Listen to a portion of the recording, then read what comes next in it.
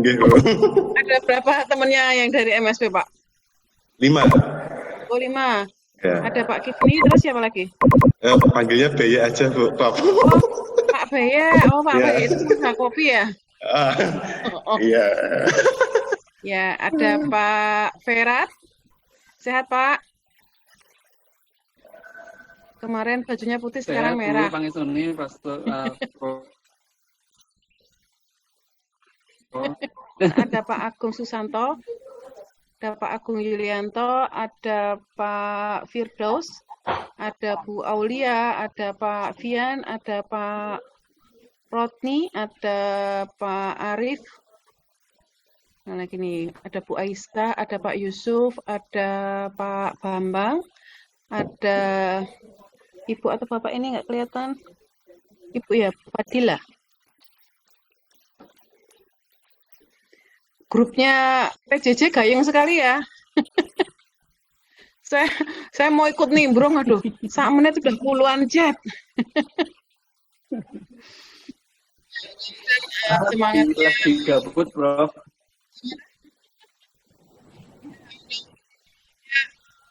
terus ya nih ya, nggak di awal-awal aja. Oke, hari Senin kita ketemu database ya. Sekarang ketemu riset metodologi. Di LMS database itu saya nambah posting upload 9 contoh database. Apakah sudah ada yang baca?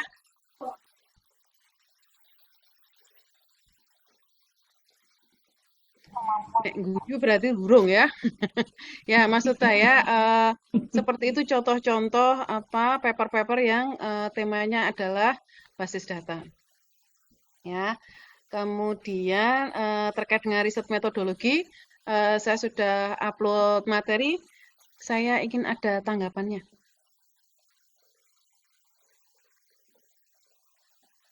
Kita ketemu lagi 3 minggu dari sekarang loh.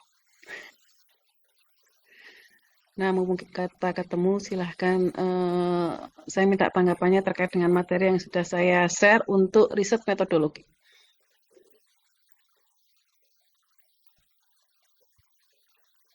Suara saya nggak masuk ya? Masuk, Prof. Jelas. Nah, kok do menang bae? Kayak aku ngomong sendirian deh.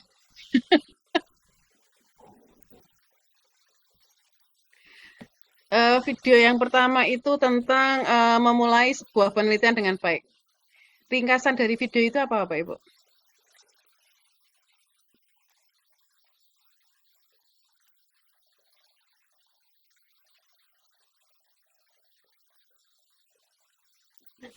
Oh, masih dagek ndelok saiki. Itu ya, kalau aku nggak ngupload materi, kok nggak ada materi yang di-share? Atau kalau aku udah share banyak, nggak ada yang buka. Mahasiswa. Ternyata ini S2 gitu juga ya, tak kira mahasiswa S1 aja. Oke, nggak masalah. Untuk mata kuliah riset metodologi nanti UTS-nya itu setengah draft proposal, sedangkan nanti UAS-nya itu yang disubmit sebagai UAS adalah draft proposal. Ya, oke. Jadi kalau database itu bikin paper, kalau riset metodologi UTS-nya itu berupa separuh proposal, sedangkan nanti UAS-nya adalah keseluruhan proposal. Selama riset metodologi itu bisa saja proposalnya selalu Bapak Ibu ubah-ubah ya, topiknya berubah-ubah nggak masalah. Tetapi harapan saya nanti di akhir semester itu sudah fix. Oke. Ya, sekarang terkait dengan materi yang saya share pengantar penelitian. Oke, saya ngasih beberapa ilustrasi narasi. Tolong ditanggepin dong. Itu yang peneliti yang mana, yang nggak peneliti yang mana.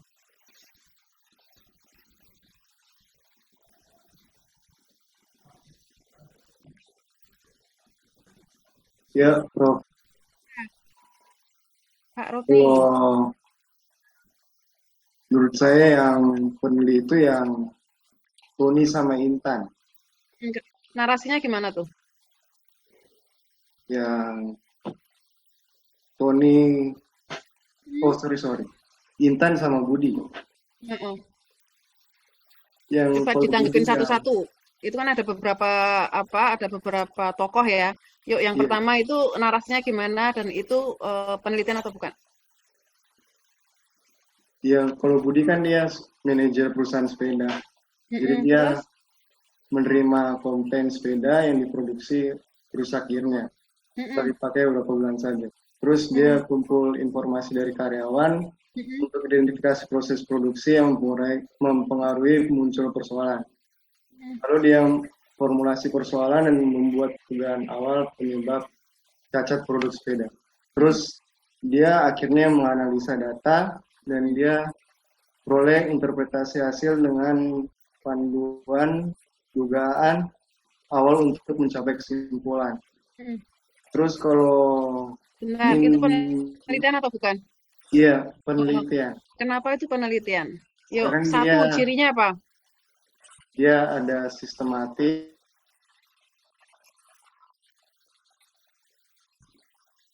Mm-mm. ada penemuan dan dia ada revisi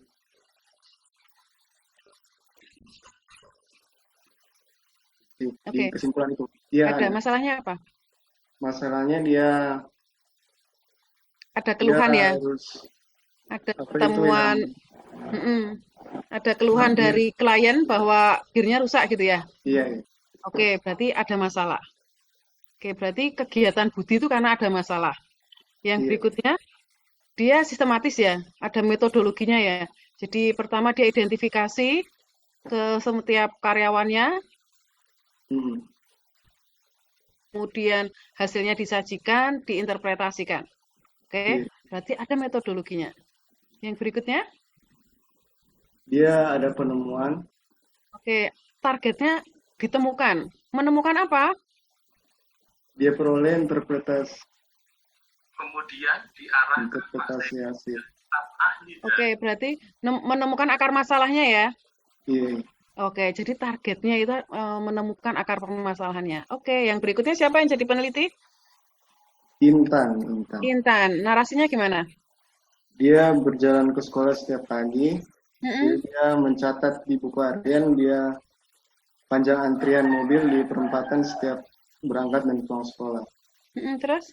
Terus dia dalam catatan hariannya dia menambahkan gambar dalam bentuk grafik harian. Terus dia menganalisa data catatan harian. Lalu dia menyimpulkan bahwa hari Senin adalah hari termacet dan hari Sabtu tingkat kemacetan menurun. Terus? Tapi dia tidak menulis paper, dia hanya menceritakan kepada Bapak. Oke. Berarti itu semi-semi penelitian ya? Oh iya. Atau, jadi itu hanya untuk konsumsi dirinya sendiri. Padahal Oh, kalau penelitian itu ada amanah moral bahwa hasil penelitian kita itu harus dipublikasikan. Jadi penelitian kita itu harus solusi kita itu harus disosialisasikan. Sosialisasi itu tidak selalu harus dipublikasikan di paper sebenarnya, tetapi bisa Bapak Ibu itu mengundang sebagian tokoh misalkan, kemudian Bapak Ibu presentasi itu sudah termasuk sosialisasi. Gugur hukumnya untuk kewajiban untuk men-share hasil penelitian itu sudah gugur gitu. Kalau dia itu kan dikip sendiri itu si hmm, Intan. Nah, jadi kalau yang Intan itu kelemahannya semua itu untuk konsumsi dia sendiri gitu. Tidak kemudian di-share ke publik supaya publik kan juga bisa menguji gitu. Apakah yang dilakukan itu bisa dipercaya atau tidak hasilnya. Oke. Yang lain kenapa nggak peneliti? dia hasil akhir misalkan kesimpulannya itu enggak ada. Oke. Ada yang dia bikin aplikasi ya. Oh iya. Nah, Ya, itu penelitian bukan toh bikin aplikasi tuh? ya termasuk. Itu. Yuk, aku sekarang ganti tanya ya. Penelitian sama pekerjaan. Ya, kadang itu kan kita sudah keluar banyak waktu, tenaga, menguras pikiran, bahkan menguras dana misalkan. Kemudian pengujinya bilang, oh ini bukan penelitian, ini pekerjaan. Yuk, saya ingin Bapak Ibu merespon. seperti apa yang termasuk penelitian, seperti apa yang termasuk pekerjaan. Jadi kemarin ada beberapa mahasiswa yang sudah konsultasi dengan saya Japri ya dari kelas ini. Sebenarnya menarik gitu, tetapi itu kategorinya pekerjaan itu bukan penelitian. Jadi Bapak Ibu hati-hati ya, ketika Bapak Ibu itu mau mengangkat proyeknya Bapak Ibu, itu bagaimana caranya supaya itu nanti kemasannya bukan pekerjaan, tetapi itu penelitian. Yuk kita urai. Seperti apa tuh kok dikatakan pekerjaan, seperti apa kok dikatakan penelitian. Pembangunan, rancang bangun sistem informasi pendaftaran mahasiswa baru. Itu pekerjaan atau penelitian? Itu kita terlepas dari D3 S1 ya. Mungkin bisa jadi dulunya kita D3 S1-nya seperti itu modelnya. Tetapi saya katakan bahwa penelitian itu dimulai ketika pasca sarjana. Jadi yang dikatakan peneliti itu siapa? S2, S3 itu dikatakan peneliti. D3 S1 itu latihan. Nah, pembangunan sistem informasi rekam medik. Pembangunan sistem informasi kepegawaian. Pembangunan sistem informasi rumah sakit. Itu penelitian atau pekerjaan? Pekerjaan. Kenapa itu kok pekerjaan ya? Karena kan di situ dia sudah menggunakan metode yang ilmiah. Tidak ada tidak ada prosedurnya bagaimana, kemudian metodenya digunakan apa gitu. Nah, berarti kalau ditambahi metode jadinya ilmiah? Tidak juga. Ya, Bapak Ibu dibiasakan mau menerima kejar-kejaran ya. Jadi misalkan, oh itu metodologi model proses pengembangannya itu pakainya spiral misalkan. Nah, apakah seperti itu tuh sudah bisa dikatakan, oh berarti ilmiah, karena dia bisa nyebutin metodenya. Nah, kenapa saya menekankan sejak awal supaya nanti Bapak Ibu itu legowo ketika ternyata di komen yang tidak seperti yang Bapak Ibu harapkan. Nanti pengujinya, loh ini bukan penelitian, aspek yang diteliti nggak nampak. Pekerjaan sama penelitian. Penandanya apa kalau itu pekerjaan?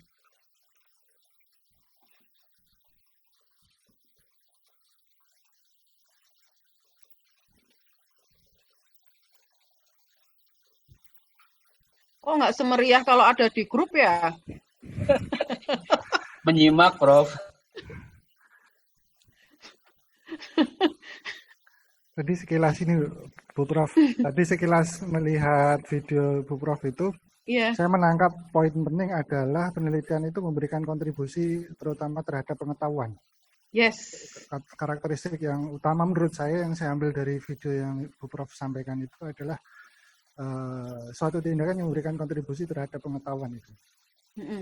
Berarti yang dikejar itu kontribusi terhadap pengetahuan. Pengetahuan itu apa? Pengetahuan itu teorinya, metodenya, algoritmanya, tekniknya, dan lain sebagainya. Nah, yang pekerjaan yang seperti apa, Pak? Kalau pekerjaan, yang goalnya membuat. Membuat. Yang sejak awal tuh orientasinya tuh membuat. Itu berarti pekerjaan. Iya, jadi yang cirinya itu penelitian apa? Ada yang diukur. Jadi metodenya tidak asal diterapkan, tetapi metodenya itu diukur loh. Seberapa besar toh metode itu berkontribusi terhadap hasil akurasi, seberapa cepat toh metode itu performa dari hasil penelitian kita itu kecepatannya itu berapa persen dihasilkan dari kontribusi si metode. Sehingga goalnya apa? Goalnya itu Bapak Ibu akan selalu bertanya pada diri sendiri. Sesungguhnya sudah tepat atau belum toh meneliti metode itu? Nah, itu yang harusnya terukur, terjawab dalam penelitian. Jadi kadang kalau orientasinya pekerjaan, pasti hasilnya nanti gede banget. Jadi bangun sistem. Kalau sistem informasi perpustakaan, gede banget ya informasi perpustakaan. Apa nih sih yang diteliti? Misalnya yang diteliti, oh ternyata arsitektur jaringannya. Oh ternyata yang diteliti adalah pemodelan pemetaan datanya dan lain sebagainya. Nah itu lebih fokusnya lebih sempit, lebih spesifik. Nah oleh karena itu kalau sesuatu yang skupnya besar itu pasti pekerjaan. Kemarin agak WA-WA-an panjang dengan Pak, sekarang datang nggak ya? Nah, Pak Ketua. Nah, Pak Ketua itu kan banyak proyek dengan kejaksaan. Saya nanya, itu goalnya apa? Oh, ini nanti sisi aspek keuangannya, finansialnya dan sebagainya. Wujudnya apa kalau dalam penelitian? Jadi, kalau dalam penelitian Bapak Ibu harus bisa spesifik ngomong. Ini kontribusinya nih gitu. Dengan arsitektur enterprise-nya atau mau bikin blueprint-nya atau mau ngapain ini gitu. Jadi harus spesifik. Jadi kebanyakan itu kalau kita tidak mengukur hasilnya. Jadi kalau pekerjaan itu yang penting dibuat jadi, tapi nggak diukur, nggak diuji. Jadi kalau fungsionalitas bahwa yang dibuat itu memang sudah bermanfaat bagi si objek. Nah, tetapi kalau penelitian itu enggak, kita enggak peduli itu akhirnya kepake atau enggak. Yang kita pedulikan adalah metode yang kita gunakan tadi, itu kontribusinya bagaimana ya terhadap hasilnya. Apakah meningkat akurasinya? Apakah meningkat kecepatannya misalkan, dan lain sebagainya. Ya, jadi itu adalah pentingnya Bapak Ibu memaknai antara pekerjaan dan penelitian. Oleh karena itu tantangan yang besar ketika Bapak Ibu mengangkat proyek. Jadi proyek-proyek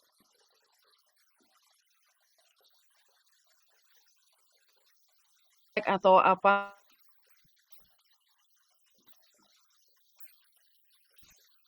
itu saya akan set contoh-contoh tesis baik yang di jalur umum, jalur lomba maupun jalur publikasi. Kebetulan saya punya bimbingan-bimbingan yang di 3 jalur itu. Tapi janji ya kalau saya share dibuka. Minimal di-download gitu ya, wes ayam duwe gitu. Sewaktu itu ditanya terus dibuka. Bapak Ibu itu stres nggak? Nggak kan? Ya, ada lagi tanggapan terhadap materi yang sudah saya share? Permisi, Prof, mau bertanya. Ya.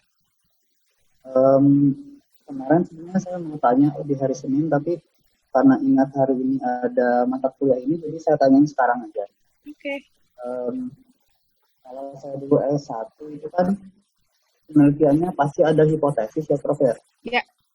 Nah, kemudian waktu hari Senin, Prof bilang kalau tesis S2 itu sesuatu yang kita belum tahu jawabannya. Ya kan, kalau udah bisa tahu jawabannya kira-kira apa itu nggak perlu diteliti ya kan? Apakah di tesis S2 itu juga perlu hipotesis atau enggak? Itu pertanyaan pertama. Oke. Kemudian yang kedua, pertanyaannya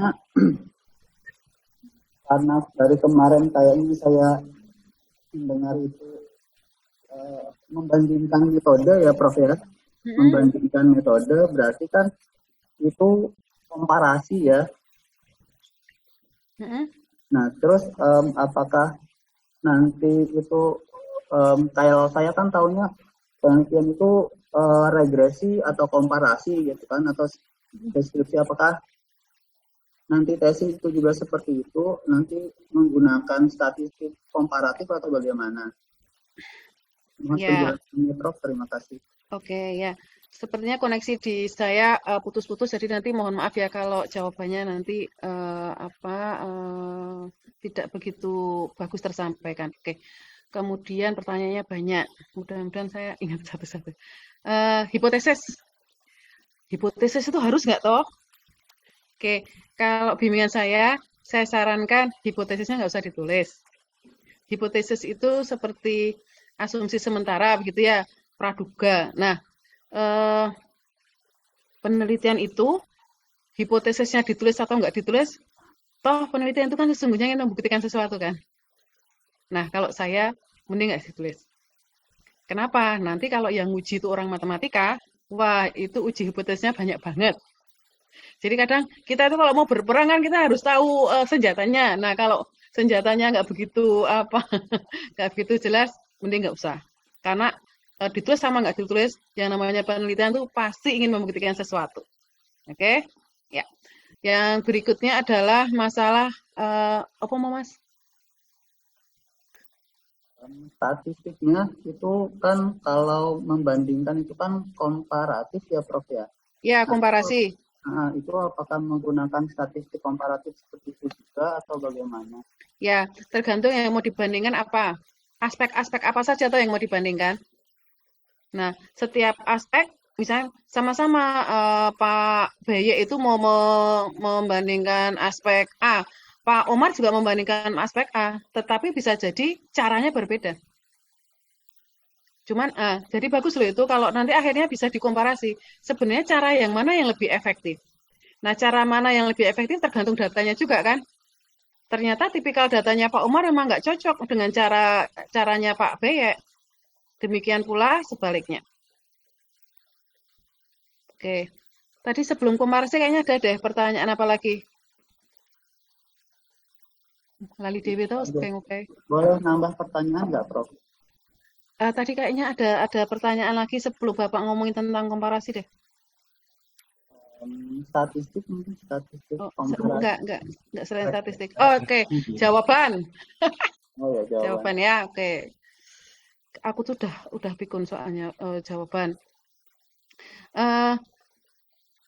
Penelitian itu kan dalam rangka ikhtiarnya penelitian itu untuk mencari jawaban. Jawaban dari apa? Jawaban dari pertanyaan penelitian yang kita susun. Pertanyaan penelitian yang kita susun itu letaknya di mana? Di rumusan. Ya kan? Nah, kita itu dalam rangka bab 2, bab 3, bab 4 itu dalam rangka jawab rumusan masalah. Jawaban dari rumusan masalah ditaruh di kesimpulan. Nah, jangan sampai rumusan masalahnya itu, pertanyaannya itu orientasinya langkah-langkah. Misalkan, bagaimana tahapan dalam memprediksi tingkat penurunan pendaftar mahasiswa. Kalau langkah-langkah itu bisa jadi nggak usah nungguin Pak Omar selesai neliti. Saya baca artikel saya sudah dapat jawabannya langkah-langkahnya. Jadi rumusan masalah pertanyaannya itu jangan biasa-biasa saja. Biasa-biasa saja tuh baca buku juga sudah dapat saya jawabannya. Jadi kan kayaknya kita jadi berkecil hati ya mahasiswa tuh. Waduh, neliti wes sangat banget. Dosennya bilang gitu. Eman-eman gitu toh. Nah, oleh karena itu Bapak Ibu harus bisa memilah. Jadi Bapak Ibu bisa bikin list pertanyaan. Terus nanti diseleksi. Mana yang ini gampang jawabannya, nggak usah diteliti juga bisa. Mana yang harus nunggu penelitian Bapak Ibu selesai, baru dapat jawabannya. Misalkan, berapa tingkat akurasi yang dihasilkan dari, nah itu kan berarti nunggu uji coba Bapak Ibu selesai baru dapat. Kemudian, apakah optimasi yang dilakukan itu berdampak atas peningkatan. Nah, misalnya Pak Omar itu sudah dapat tuh peneliti lain pakai dataset yang sama, algoritmanya A. Nah, Pak Omar setelah melakukan literatur review itu dapat pemahaman bahwa kalau A itu akan saya modifikasi, maka dia akan naik. Nah, itu yang akan dicari jawabannya. Nah, itu dibuat pertanyaan. Beneran naik enggak? Seberapa naik? Kalau ternyata nggak naik, ya nggak apa-apa. Nah, nanti kita tinggal pinter caranya ngemas. Jadi, kalau kita cita-citanya naik, kok ternyata hasilnya turun, ya nggak masalah toh. Nanti kita cari akar masalahnya kenapa ya kok turun. Karena seharusnya dengan beberapa hasil penelitian sebelumnya, kalau saya sarikan harusnya naik, tapi kok turun. Nah, bisa jadi apa datasetnya yang misalkan, kita tuh kadang dapat dataset itu yang nggak seimbang ya. Memang ada kecenderungan lebih banyak yang kelompok A gitu, bukan kelompok. Jadi misalnya kita akan menguji nih berapa yang bisa masuk klasifikasi A, B, C. Nah ternyata memang sejak awal itu datanya tuh melompok di suatu grup tertentu sehingga apapun apa metode pengujiannya, hasilnya itu akan selalu ke sana gitu. Nah, itu adalah ketidakbalance-nya dataset. Sikapi itu dengan cara membalancekan. Nah, itu temuan. Jadi kalau misalnya peningkatannya apa, Pak? Kontribusinya apa penelitian Bapak? Satu, saya menemukan ini, kemudian saya mensolusi. Solusi saya adalah saya membalancekan data. Caranya gimana? Nah, itu temuan Pak Omar. Jadi, kadangkala mahasiswa itu tidak menceritakan susah-susahnya. Kendala-kendala yang ada di lapangan nggak dibahas. Tahu-tahu kayaknya mulus aja. Hasilnya seperti itu. Nah, padahal nilai lebihnya adalah Bapak Ibu bisa memaparkan, saya lakukan ini, hasilnya begini. Kemudian saya lakukan ini, oh ternyata hasilnya lebih baik. Nah, itu temuan. Jadi nilai penelitian Bapak Ibu itu akan dihargai tinggi kalau Bapak Ibu bisa share yang seperti itu. Jadi Bapak Ibu jangan pelit-pelit ketika membahas hasil temuan ya. Jangan sampai orang lain itu mengalami susahnya kita.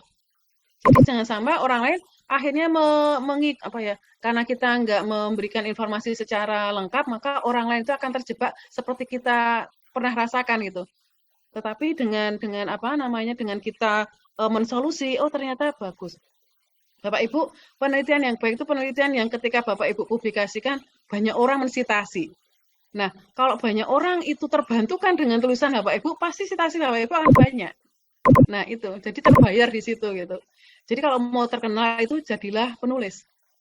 Jadi kalau mau jadi penyanyi, suara saya medok kayak gini kan nggak mungkin ada orang mau dengar. Nah, oleh karena itu gimana nulis kemudian rajin di-share gitu. Syukur ada yang baca. Nah, gitu. Ya. Nah, saya senang nih Pak Omar berarti sudah mulai ancang-ancang nih. Oh ya. Dapat masalah apa Pak? Mohon maaf, nambah lagi boleh? Oke, boleh. Saya dulu S1-nya pendidikan. Saya guru. Oke. Guru ya? Saya tahunya kalau penelitian itu biasanya pakai SPSS tuh ada olah data dan segala macam. Yes.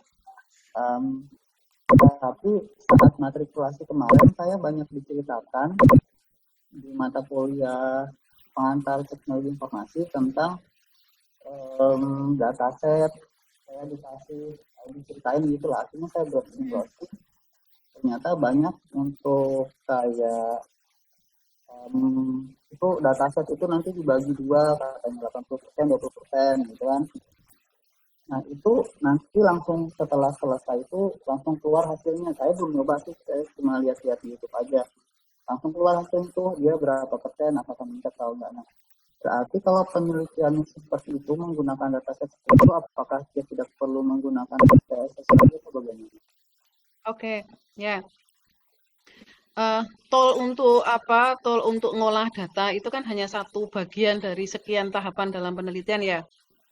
Oke, dan kan tidak harus SPSS, kan ada MATLAB, ada SAM dan lain sebagainya. Dan itu pembagiannya kan juga tidak harus 80-20. Nah, metode Bapak bagi dataset itu sendiri sudah penelitian loh. Jadi nanti pasti kami penguji itu akan nanya, itu pembagian datasetnya gimana? Untuk training 80, untuk testing 20. Kenapa kok 80-20? Kenapa nggak 50-50? Kenapa nggak 60-40? Ya, atau yang dibalik. Jadi berapapun angkanya, Bapak harus punya dasarnya. Bukan karena ngikutin yang sudah-sudah. Ya, jadi bisa jadi Bapak tuh skenario-nya nggak cuma 80-20. Kalau saya coba dengan 80-20 hasilnya gini. Kalau saya coba dengan komposisi yang lain hasilnya beda. Berarti stabilnya ketika kapan komposisinya? Nah, itu pengetahuan yang bisa di-share. Ya. Jadi kalau misalkan penelitian yang ketika di S1 bisa jadi penelitiannya masih sebatas responden diminta untuk mengisi kuesioner, kemudian datanya diolah pakai SPSS, dapat tuh statistiknya. Nah, kalau di S2 harapan saya statistiknya tadi hanya pintu masuk untuk Bapak telusuri yang sesungguhnya ada apa. Ya, jadi kayak audit awal gitu. Itu saya masukkan ke dalam pra penelitian. Jadi kalau misalnya Bapak Ibu itu mau apa ya, mau menemukan permasalahan awal, itu bisa jadi pakai kuesioner. Jadi kalau misalkan itu dalam sebuah tesis, menurut saya berhenti sampai di kuesioner itu penelitian belum selesai gitu. Baru mau mulai gitu. Ya. Oke. Ya, jadi nanti termasuk kalau Pak Omar itu dapat dataset, bisa jadi Pak Omar harus pre-processing dulu misalkan, karena datasetnya belum bersih. Nah, ketika Bapak Omar membersihkan data, bisa jadi tinggal separohnya. Nah, tinggal separohnya nanti penguji nanya lagi, kok sidik Pak, kok sedikit Pak datanya gitu. Bahkan ada penguji tuh, alah kalau datanya cuma sedikit udah pakai Excel aja, nggak usah sibuk-sibuk pakai algoritma misalnya gitu. Nah, itu Bapak harus perhatikan ya. Bapak harus bisa memperkuat argumentasi bahwa penelitian Bapak itu urgent loh. Ada urgensinya bahwa ini mendesak untuk dilakukan loh. Kalau nggak dilakukan maka akan ada dampak masalah begini. Oleh karena itu sejak awal itu pastikan bahwa datanya itu banyak. Karena data yang banyak itu setelah dibersihkan kan toh jadinya nggak banyak lagi. Kecuali Bapak itu dapat datasetnya sudah bersih. Biasanya kalau dataset yang publik itu yang sudah digunakan untuk penelitian bersama itu kan umumnya sudah cukup normal datanya. Oke. Ada lagi yang mau ditanyakan?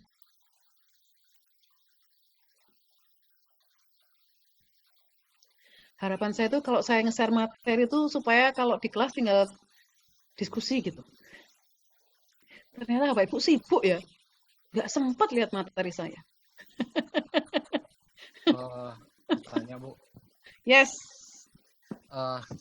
Yang video pertama tentang pertanyaan itu Bu.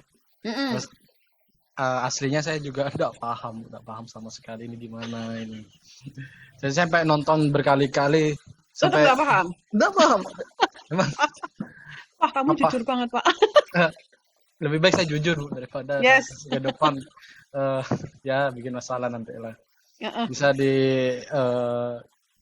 kasih pencerahan Bu sama sing ngendi yang mana? Yang tentang ini Bu, yang pertama video Bu, tentang nama-nama orang mempunyai studi kasus tentang punyanya siapa? Intan, punyanya Roni. Oke, ya. Gitu, yuk aku dibacain aja yang pertama. Siapa yang pertama namanya? Sebentar Bu.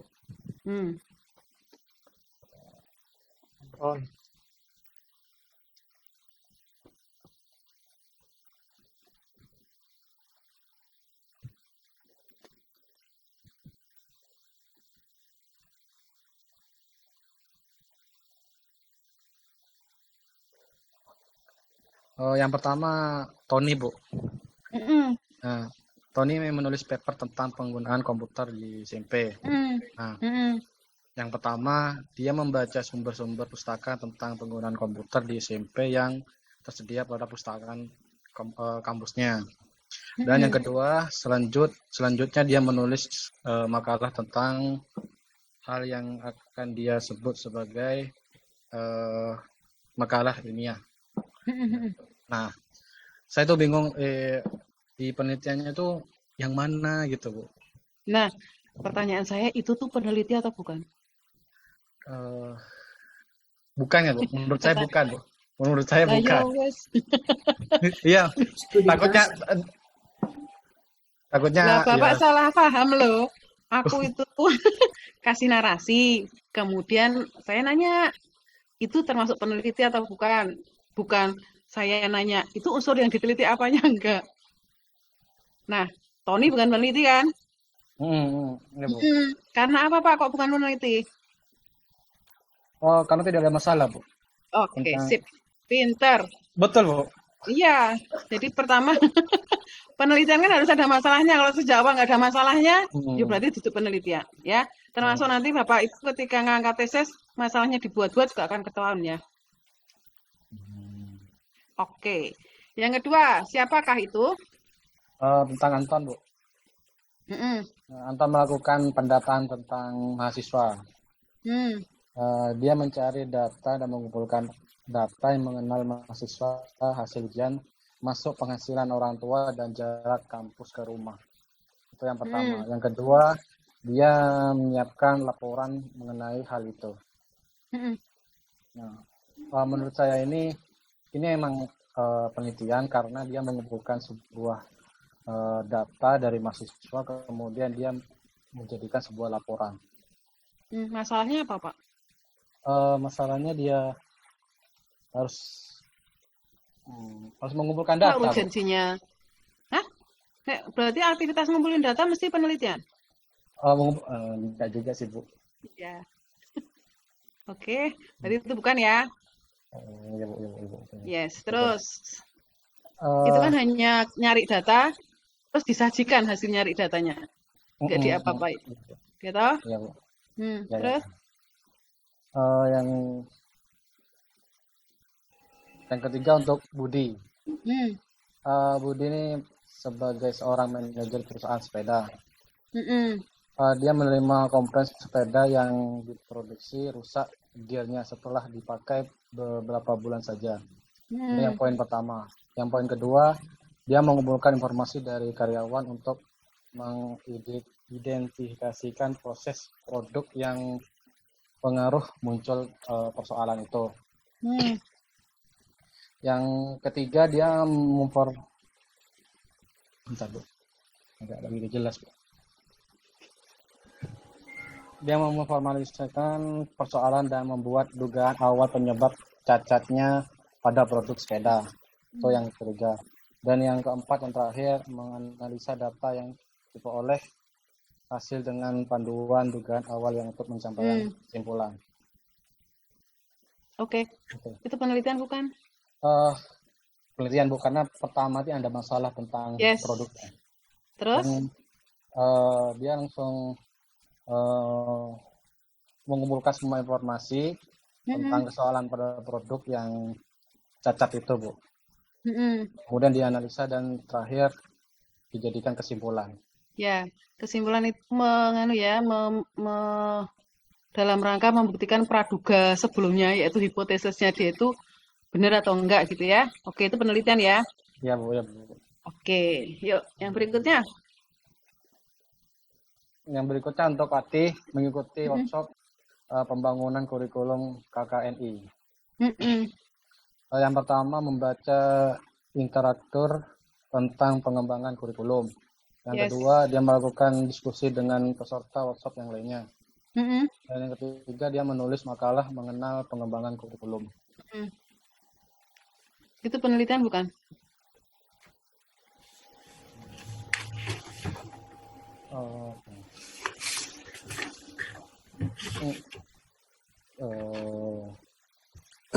Bukan ya? Bukan. Ya. Bapak pasti terjebak dengan kata-kata menulis laporan ya. Iya, Bu. Ya, jadi itu bukan. Walaupun ditulis tapi itu nggak ada yang diteliti. Apanya yang diteliti? Nggak ada masalahnya kok. Dia cuma ikut aja. Terus dia melaporkan hasil yang dia ikuti. Kalau dia diskusi sama sesama peserta ya kan ngobrol. Berarti ini bukan penelitian, Bu ya? Bukan. Nggak ada masalahnya. Iya. Oke. Terus kalau yang Budi tadi kan ada urgensinya itu. Oke, yang berikutnya? Udah, Bu, cukup itu, Bu. Paham, Bu. Paham. Paham. Iya, Bu, masalahnya dari tadi ini masalahnya kayak gimana? Saya sampai berkali-kali nonton enggak paham gitu. Emang ya lumayan lah nambah view punyaku itu berarti. Iya. Mantap. Bu. Makasih, Bu. Ya, jadi ya di situ tuh saya pengen menunjukkan Bapak Ibu, saya minta untuk menilai sendiri mana yang peneliti, mana yang bukan. Setelah itu baru saya memaparkan bahwa kalau penelitian itu cirinya begini. Oke. Kemudian kalau karakter peneliti, bagaimana karakter peneliti? Boleh salah penelitinya? Boleh, Bu. Boleh. Yang salah apanya yang boleh? Boleh. Sing oleh salah opo, sing ora salah opo? Peneliti boleh salah tapi nggak boleh bohong. Yes, peneliti itu boleh salah, tetapi nggak boleh bohong. Bohong terkait apa? Data, Bu. Terkait data. Oke. Manipulasi data itu boleh nggak toh? Nggak boleh, Bu. Nggak boleh. Bapak Ibu kalau di database sering ya manipulasi data. Ada DDL, ada DML ya, ada data manipulation language ya. Oke, berarti manipulasi itu segala hal yang dilakukan untuk menambah, mengedit, menghapus, ya. Tetapi kalau itu dalam rangka memang real, itu boleh. Tetapi kalau itu diniatkan supaya datanya lebih cantik, supaya nanti rumusannya terjawab, supaya hipotesanya terbukti, itu ya nggak boleh. Ya toh? Jadi Bapak Ibu otak-atik tuh. Oh, datanya diramu supaya apa? Supaya akhirnya rumusan Bapak Ibu terjawab. Supaya akurasinya meningkat. Nah, itu ya nggak boleh. Ya, jadi Bapak Ibu jangan khawatir dengan dapatnya. Ibu telusuri kemungkinan salahnya ada di mana. Jika tidak, berarti memang metodenya nggak tepat itu dipakai untuk keperluan itu. Nah, itu berarti kan temuan. Metode yang lain, peneliti yang lain sebelumnya tidak pernah mengetahui bahwa metode itu memang nggak tepat. Nah, justru dengan penelitian Bapak Ibu itu kita jadi tahu bahwa penelitian metodenya memang nggak tepat untuk karakteristik data yang seperti itu.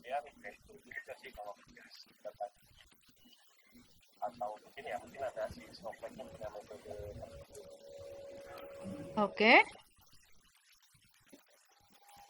Ada lagi tanggapan? Kalau minggu depan ketemu ya, minggu depannya lagi nggak ketemu. Kita ketemu di minggu keempat. Minggu keempat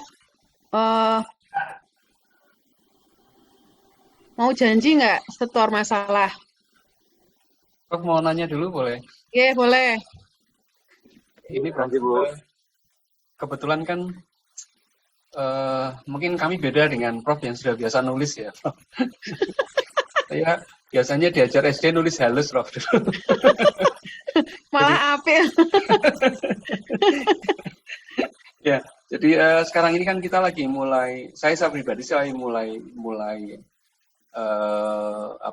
membaca sekarang ini Prof ya, lebih karena membaca karena belum kebayang sama sekali. Nah, kemudian apalagi bicara ke masalahnya Prof. Tapi ini kan judulnya mata kuliahnya juga ke arah sana, jadi saya pengen minta clue sedikit sih Prof. Sebetulnya kalau idealisme saya sih cari masalah di lingkungan terdekat saya. Kayak tadi Prof sampaikan Mas Safor, Pak Ketua, dia biasa ada proyek dengan kejaksaan, maka dia mencari di situ. Yes. Nah, terus ada satu lagi tadi yang disampaikan bahwa ya tapi jangan dicari-cari masalahnya kan gitu ya. Jadi sebetulnya menilik, mencari, mengidentifikasi masalah yang paling mudah itu seperti apa sih Prof? Supaya timbul itu betul-betul masalah gitu, bukan dibuat-buat. Gitu Prof. Oke. Ya, pertama saya mau cerita masalah itu bisa masalah kemarin dan sekarang masih belum ketemu solusi yang terbaik, berarti itu bagus untuk diangkat. Atau sejak kemarin sekarang tetap diangkat dan masa depan itu masih tetap jadi masalah. Misalkan semakin menipisnya minyak bumi itu kan masalah. Atau masalah sekarang, misalnya COVID-19 itu kan masalah. Kedepannya masih jadi masalah atau enggak? Nah, jangan sampai kedepannya enggak jadi masalah kok terus dimasalah-masalahkan, misalkan gitu ya. Terus terkait dengan inspirasi. Inspirasi itu yang paling bagus adalah inspirasi yang dekat dengan kita.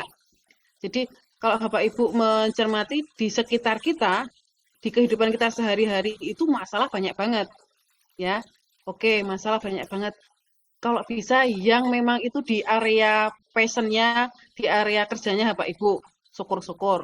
Oke, ambillah itu. Nah, kadangkala Bapak Ibu, misalkan ya Bapak Ibu pengen membangun sebuah rancangan arsitektur teknologi yang akan diterapkan di suatu daerah. Oke, infrastrukturnya memang memadai seperti yang Bapak Ferat usulkan misalkan. Nah, itu berarti mengada-ada kalau misalnya Bapak itu merekomendasikan sesuatu yang itu gitu, keren banget, dan kenyataannya di sana nggak seperti itu loh infrastrukturnya. Itu kapan Bapak akan menerapkan? Nah, itu sesuatu yang dibuat-buat.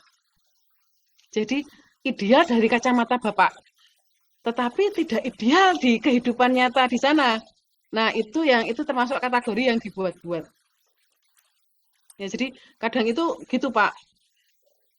Saya yakin sebagai peneliti pengen memberikan rekomendasi yang terbaik. Tetapi memang di sana support dananya memadai untuk itu. Nah, jadi jangan sampai rekomendasi Bapak itu akhirnya nggak diterapkan gitu loh. Hanya berhenti sampai di tesis aja gitu. Nah, itu kesannya kayak tidak membumi, Pak. Jadi misalkan kalau bagus itu Bapak model ini kalau diterapkan di Provinsi X itu bisa langsung diterapkan. Tetapi kalau ini diterapkan di Provinsi Y, maka perlu ini.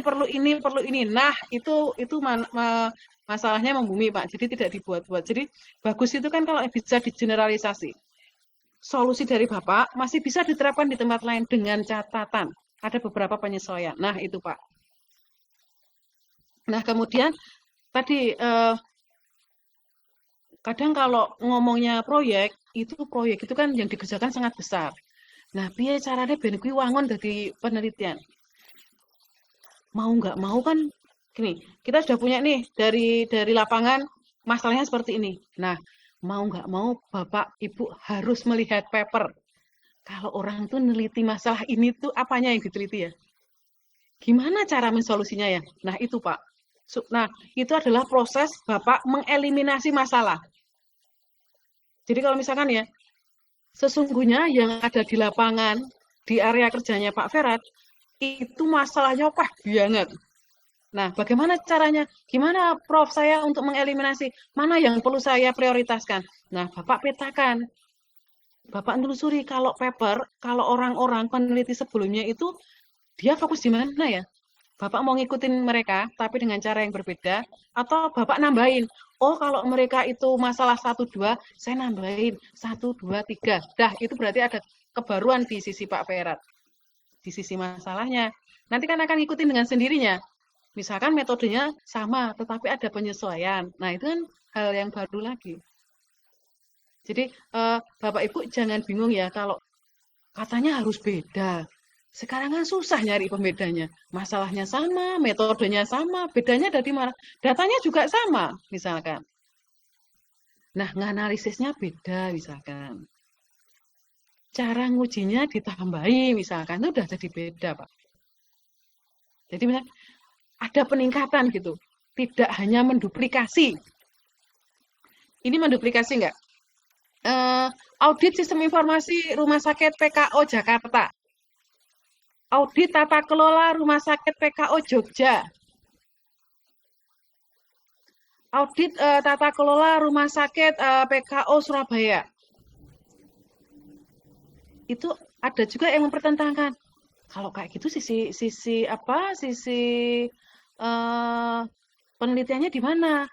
Toh sama-sama ngaudit, sama-sama tata kelola, toh sama-sama rumah sakit, cuma beda tempat, yang satu di Jakarta, yang satu di Jogja, yang satu di Surabaya. Boleh nggak? Boleh, tetapi dengan catatan Bapak harus bisa nunjukin, punya aku beda kok, nggak cuma sekedar beda objek tempat. Nah, itu kuncinya. Jadi, Bapak Ibu harus pede ya, boleh ngangkat yang seperti itu, tapi harus spesifik. Tidak hanya sekedar oh, cuman rumah sakitnya aja yang beda, tetapi sama aja yang dilakukan misalkan. Nah, itu kuncinya. Jadi, kadang mahasiswa itu nggak pede karena sesuatu yang akan dia angkat, itu sudah banyak yang angkat. Ya nggak apa-apa, asalkan supaya nyaman, supaya pede, bisa menunjukkan, saya ada bedanya. Dia hanya berhenti sampai di sini, saya lanjutin, misalkan. Oh, mereka berhentinya sampai kuesioner kok. Kalau saya enggak, saya telusuri. Gitu misalkan, saya nambah nguji misalkan dan lain sebagainya. Ya, jadi Bapak Ibu jangan galau kalau misalkan nanti ada yang mirip-mirip sebelumnya gitu. Nah, supaya Bapak Ibu tetap aman, tetap nyaman, tetap pede, yang penting kan pede. Kalau Bapak Ibu bisa jelasin bedanya, tidak sekedar beda tempat, Tempatnya sama boleh, asalkan ada bedanya yang dikerjakan, yang diteliti. Ya, judulnya sama, sebenarnya judulnya sama tuh boleh loh. Pak Ferat sama Pak Agung judulnya sama persis. Nah, ya biarin toh. Wong isi kepalanya beda kok. Syukur-syukur satu tim. Nah, kalau syukur-syukur satu tim tinggal dibedakan metodenya. Pak Ferat pakai AB, Pak Agung misalkan pakai BC. Ada irisannya. Nah, gitu. Pokoknya nggak boleh galau ya. Jadi bisa jadi sesuatu yang remeh-temeh menurut Bapak Ibu itu sebenarnya kalau didiskusikan lebih lanjut banyak hal yang bisa diteliti. Oke, ada lagi? Terima kasih, Prof. Sama-sama, Pak.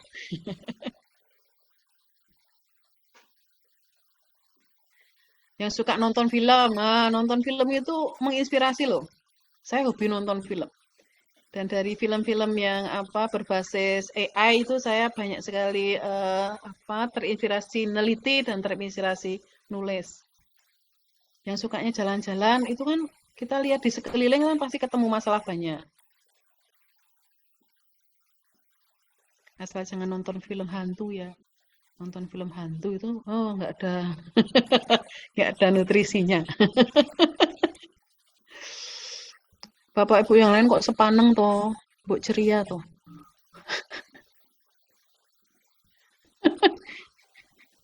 Ya, ini kok dosennya ya. Bahagia banget. Ayo Bapak Ibu, ada yang mau dikonfirmasi? Prof, boleh tanya? Yes. Yang ini kan nanti UTS sama UAS buat proposal. Itu gaya penulisannya sama dengan nanti buat tesis atau gimana? Ya, Bapak Ibu terkait dengan template proposal bisa lihat di webnya MTI. Di webnya MTI itu ada administrasi tesis. Nah, di administrasi tesis itu Bapak Ibu lihat itu banyak jalurnya. Mau jalur lomba, jalur umum, jalur publikasi, dan ada template-nya. Ada template termasuk template proposal, template laporan itu ada di sana. Ya, nanti Bapak Ibu lihat. Nah, kemudian kemarin saya tuh ditanya sama mahasiswa, siapa aja yang boleh bimbing? 5 orang itu ya, Prof Yanto, saya, Bu Kusrini, Pak Arif, Pak Andi. Saya ditanya lagi, itu masing-masing keahliannya bidangnya apa gitu ya. Nah, saya jawabnya, lihat situs Sinta. Ada yang tahu situs Sinta? Sinta Ristek Brin. Nah, di sana Bapak Ibu bisa lihat, nanti pilih afiliasinya adalah Universitas Amiko Yogyakarta. Setelah itu pilih lagi autor. Nah, di situ ada list masing-masing yang sudah saya sebutkan. Bapak Ibu bisa klik namanya, Bapak Ibu bisa lihat masing-masing itu suka publikasinya terkait dengan hal apa saja itu Bapak Ibu bisa lihat.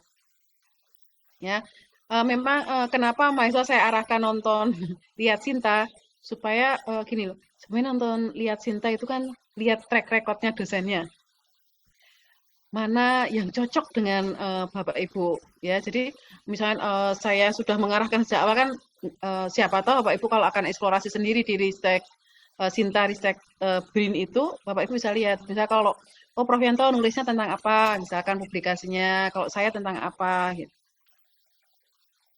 Kalau bidang kalau guru besar saya itu bidang kecerdasan buatan, rekayasa perangkat lunak, dan basis data. Nah, jadi kalau saya bimbing kebanyakan di situ. Tetapi kalau mahasiswa misalkan minta bimbingannya terkait dengan jaringan dan maunya dengan saya, ya saya terima.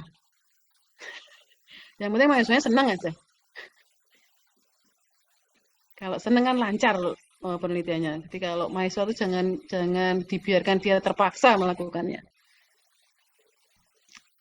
Oke. Cuman kalau bimbingan dengan saya sukanya ngejar-ngejar. Saya bikin grup bimbingan, dan mahasiswa yang diem itu saya WA. Saya tanya, progresnya sudah sampai mana? Nah, Bapak Ibu nyaman nggak dikejar-kejar kayak gitu ya? Oke, ada lagi yang mau dikonfirmasi? Mau tanya, Bu. Yes. Ini cara sitasi. Kalau seumpama ada paper A, dia mensitasi paper B. Jadi berarti akan A ngambil dari B.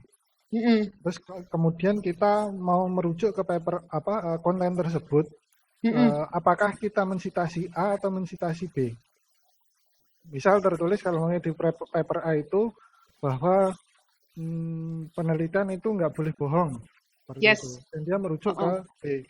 Nah, kita nggak punya artikel fisiknya dari paper B itu nggak punya, artikelnya itu nggak punya. Nah, yang di artikel atau penelitian kita itu apakah kita merujuk ke A atau merujuk ke B? Oke. Ya, Pak Sarif itu hebat ya, itu materi akhir-akhir sudah ditanyain dari sekarang ya. Berarti wes gawe tenan nih. Oke. Ini Pak, pertama ya, kalau masalah sitasi, Bapak Ibu memang menyadari sitasi itu penting dan Bapak Ibu harus cermati ya, setiap penulisan itu bisa jadi menuntut gaya sitasinya berbeda. Jadi kalau EEE misalkan itu gaya sitasinya adalah kurung siku kemudian nomor urut penulis di daftar pustaka.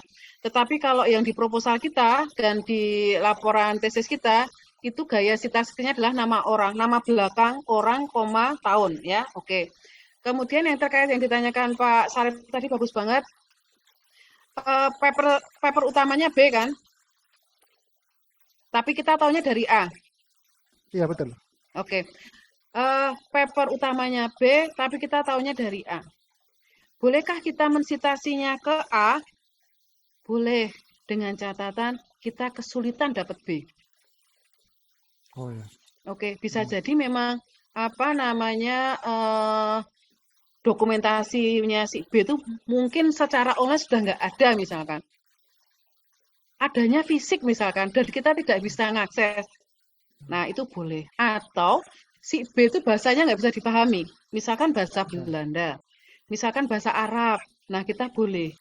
Nah, berarti kan kita itu mensitasinya via. Nah, kalau Pak Sarif mau jujur, kita mensitasinya bukan hanya A.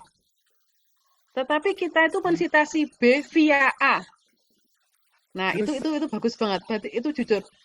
Daripada nanti Pak Sarif ketahuan ketika kita ujian, Pak Sarif bilangnya B, tetapi ternyata pengujinya tahu kalau B itu sudah nggak ada dokumentasinya. Nah, tetapi yang paling aman adalah jangan tinggalkan si B, kita mensitasinya B via A. Oke. Tetapi Bapak Ibu, kita tidak boleh banyak via-viaan. Jadi misalnya Agung via Alek, terus nanti lagi Beyek via Alek, Lulu via Alek, Rais via Alek. Kita curiga. Sopo ngerti sing diwaca ki tenane ming BE Alek. Ya kan? Itu namanya mahasiswanya itu mendeklarasikan diri males. Ya kan?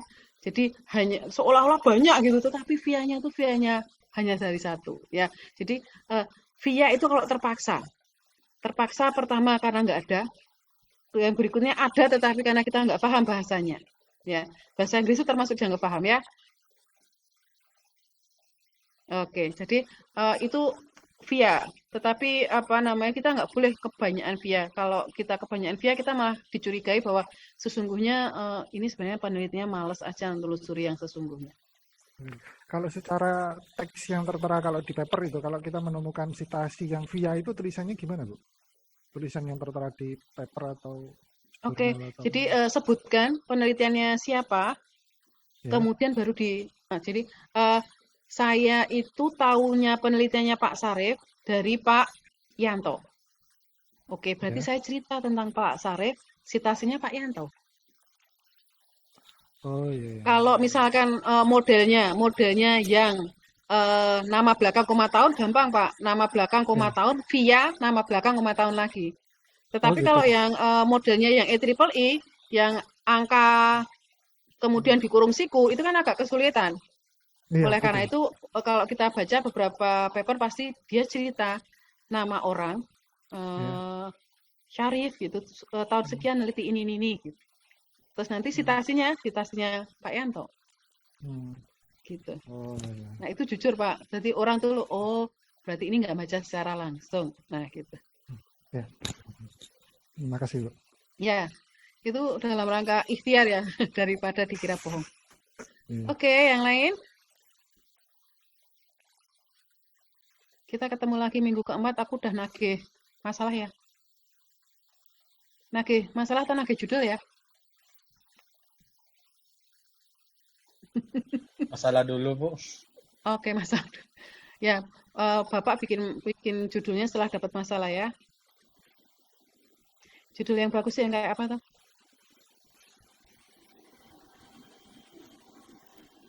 Saya minta dikasih contoh dong, judulnya yang nggak keren gitu sama judul yang keren tuh yang kayak apa? Judul yang keren yang ada singkatannya. Oh, carane sopo? Singkatan apa kuwi?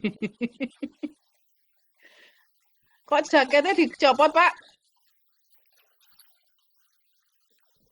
Sumuk, Bu. Panas. Ya, dosennya perhatian banget. Di sini tuh banyak yang namanya Agung loh. Ya, Agung Yulianto, Agung Susanto. Berarti, ya itu kalau presensi nomor 1 karena misalnya A. Nah, ya. Di dalam kelas, kalau di dalam kelas urut absen paling maju pertama kali itu, Bu. Iya. Mudah-mudahan nanti lulusnya juga pertama kali ya, Pak. Amin. Iya. Oke. Ya, ibu-ibu gimana? Jenje gimana, Pak? Karena dijawel ya sekalian tanya sekalian aja lah. Iya. Ini Bu, ini kalau dari tadi kan materinya juga dari teman-teman IT melulu gitu kan. Oke. Nah, ini tadi Ibu juga nyenggol masalah film tuh, Bu. Nah, ini kemarin sempat kebayang juga. Ini MSW ya? Iya, Bu. Oke. Ya, jadi begini, saya juga masih bingung, belum ada gambaran.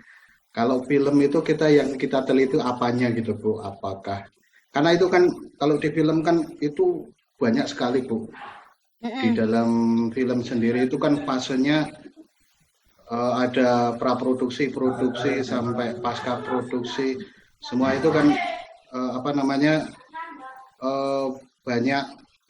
metodenya. Praproduksi sendiri juga banyak metodenya, produksi juga banyak metodenya.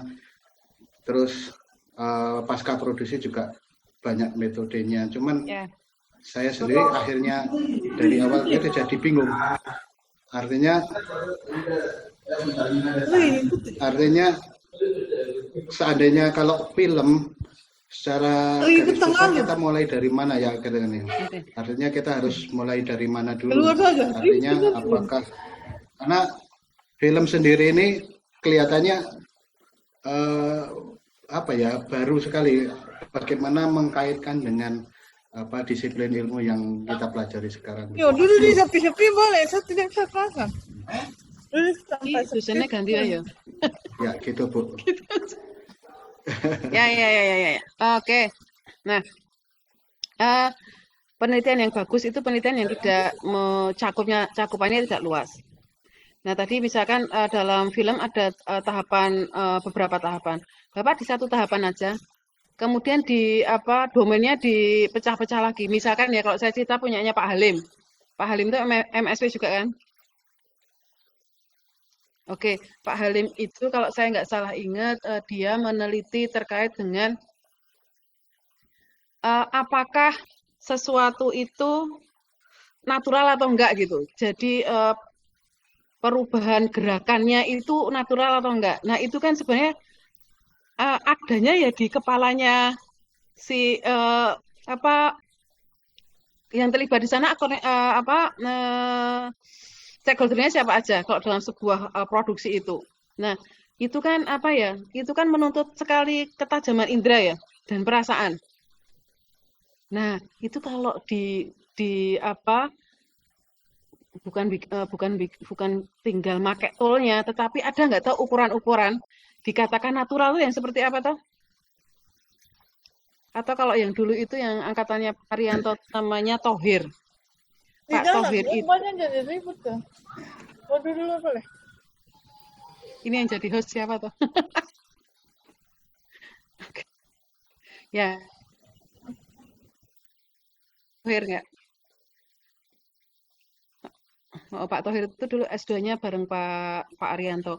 Nah, kalau yang Pak Thohir itu dia mengukur apa masuk akalnya suatu gerakan yang ada di film apa Pak yang balap-balapan itu Pak? Fast and Furious. Nah, ada nggak tahu yang janggal dalam apa namanya? Dalam gerakan kecepatan mobil itu melaju dengan sangat kencang itu ada yang janggal nggak? Nah, dia pakai ukuran, ada ukuran-ukuran tertentu. Terus siapa lagi yang orang MSW itu ya? Benturan, Pak.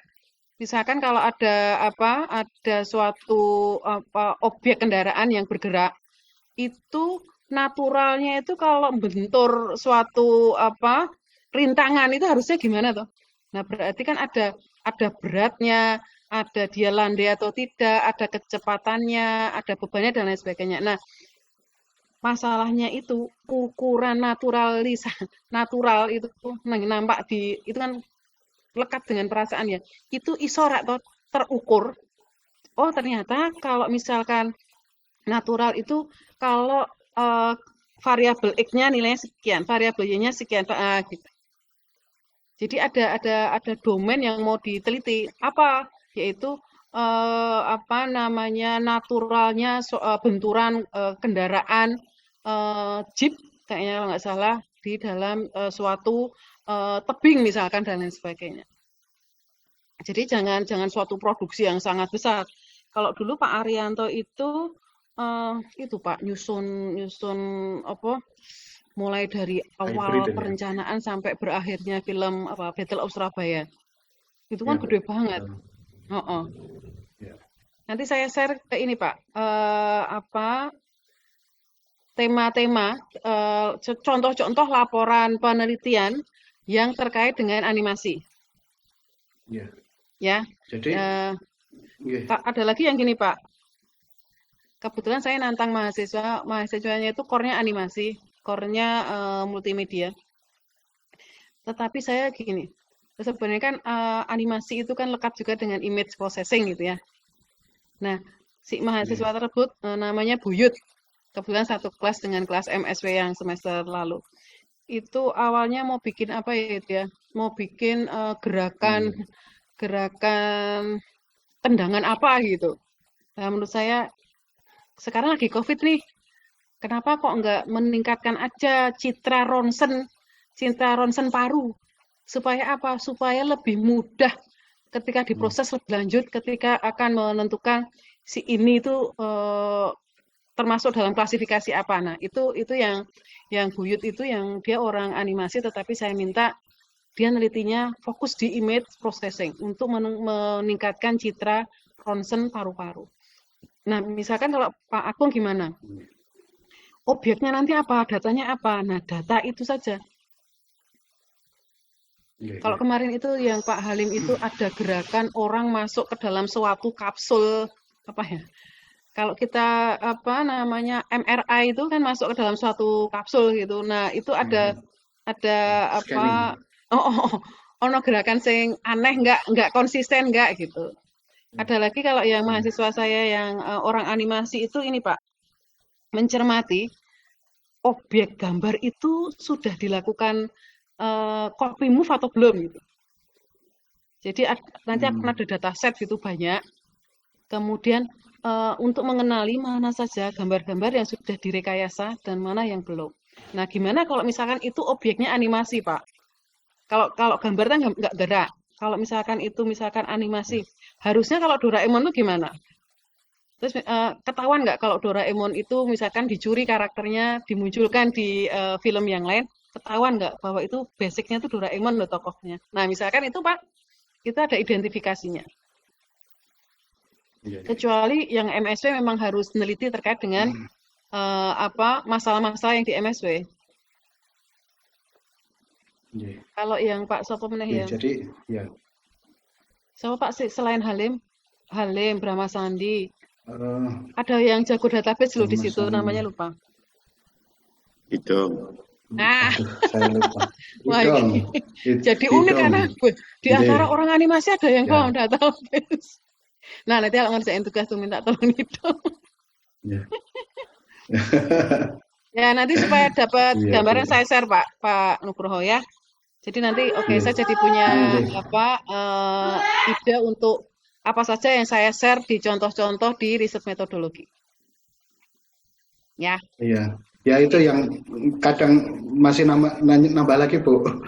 Itu yang kadang membuat saya masih bingung itu parameter itu sebenarnya memang seharusnya memang ketika meneliti kita juga based on parameter juga kan Bu, artinya saya dari kemarin juga terus acuannya apa gitu ketika kita bisa menjadi acuannya itu memang ada standarisasi yang membuat acuan enggak?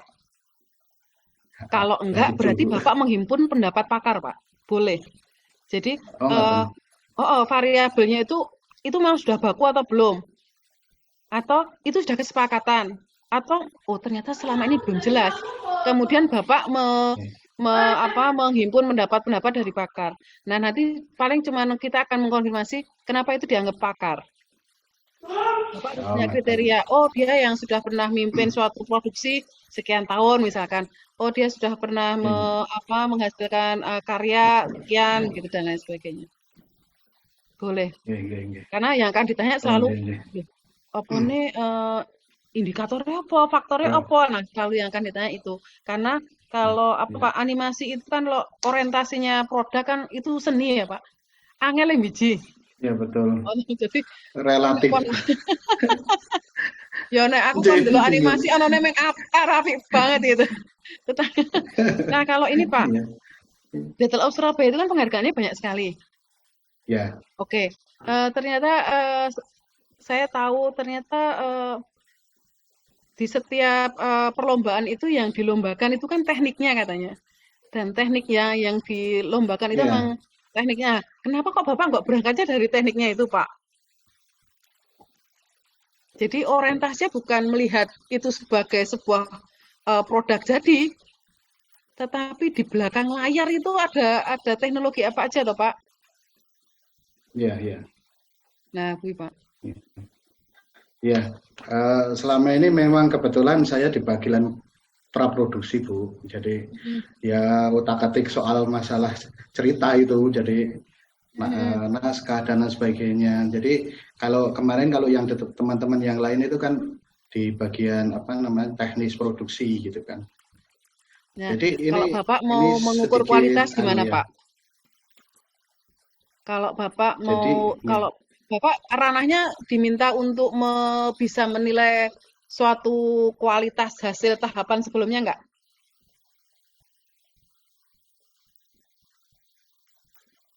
Maksudnya gimana, Bu? Jadi misalnya gini, kewenangan Bapak ngapain kalau di MSW misalkan?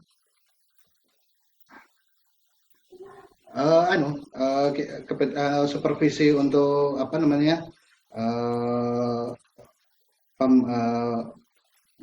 penaskahan, penceritaan dan sebagainya gitu. Praproduksi. Terus Bapak termasuk ini enggak kayak ini enggak bagus nih gitu. Ini ya QC gitu ya di bagian praproduksi ya. Nah, itu Bapak tolak ukurnya pakai perasaan atau pakai apa? Iya betul. Itu bagus loh, Pak. Jadi misalkan loh, Pak, berarti ada naskah kan, Pak? Wujudnya naskah itu berupa apa? Teks. Teks, gitu. Oke. Pak, nek misalnya ini apik banget loh, Pak. Nanti orang akan terkagum-kagum dengan Bapak. Bapak orang animasi tapi urusin teks. Gini, Pak. Pak, cerita sing apik. Cerita sing apik kudune alure sing koyo ngopo to? Nah. Ya, alur itu kalau kita membaca, mata manusia membaca teks. Nah, sekarang bagaimana caranya Bapak memodelkan ada sistem cerdas yang baca itu? Misalnya gini, Jadi nanti teks Bapak itu kemudian akan diinputkan dalam sistem cerdas dan sistem cerdas akan bilang, orang menarik. Kenapa nggak menarik? Terlalu banyak clue-clue apa? Nah, misalkan gitu. Misalnya gini ya Pak, kalau misalkan Pak Nugroho itu orangnya sangat santun. Kenapa? Karena Pak Nugroho itu sukanya pakai kata ini, kata ini, kata ini, kata ini, kata ini. Pak Nugroho itu kalau setiap menyampaikan pendapat itu ada jedanya. Nah, itu misalkan itu loh. Jadi label santun itu karena Pak Nugroho gini. Nah, sama halnya Pak, teks naskah itu dikatakan nggak menarik, itu kalau penandanya apa aja. Jadi misalkan nanti dibatasi naskah film, animasi untuk anak-anak misalkan, atau genre apa begitu sudah dispesifikan. Itu kalau menarik gimana toh? Sehingga apa? Hasil penelitian Bapak itu adalah Bapak membuat sebuah kayak framework gitu, bahwa hey, kalau mau bikin naskah tentang ini gitu, maka clue-nya ini. Hindari ini gitu. Jadi kan naskah itu goalnya ngapain?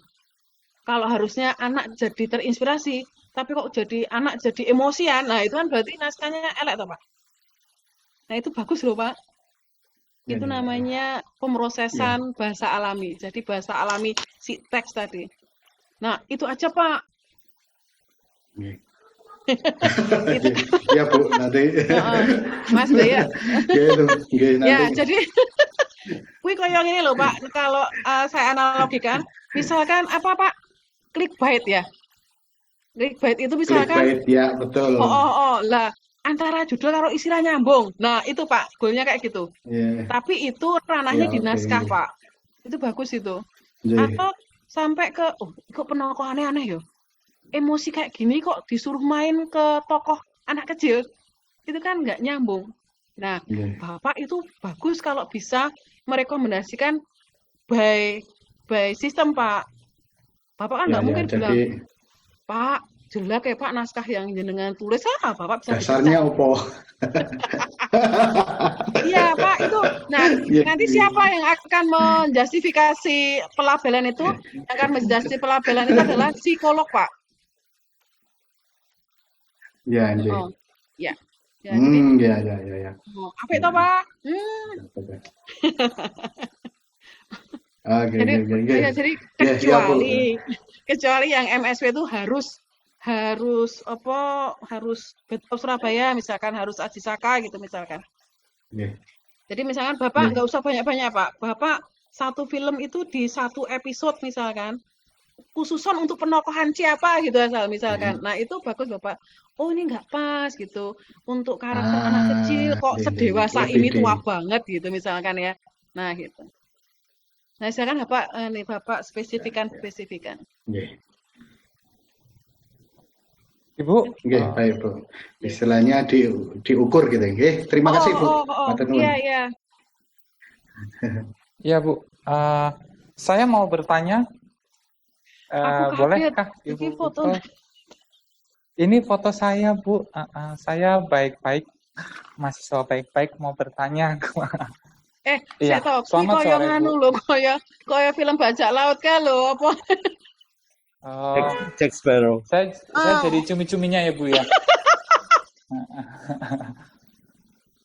Iya Bu, ini kebetulan ini saya juga rekannya Mas Agung ini. Makasih Mas Agung sudah sedikit membantu, karena dari tadi itu jujur saja saya selalu memikirkan, karena setiap kali kawan-kawan yang bertanya itu selalu dihubungkan dengan data, dengan hitung-hitungan yang karena basic saya dari ini Bu, kebetulan saya basicnya dari sarjana seni, dari teater ya? Kan, iya dari teater juga, lalu masuk ke film.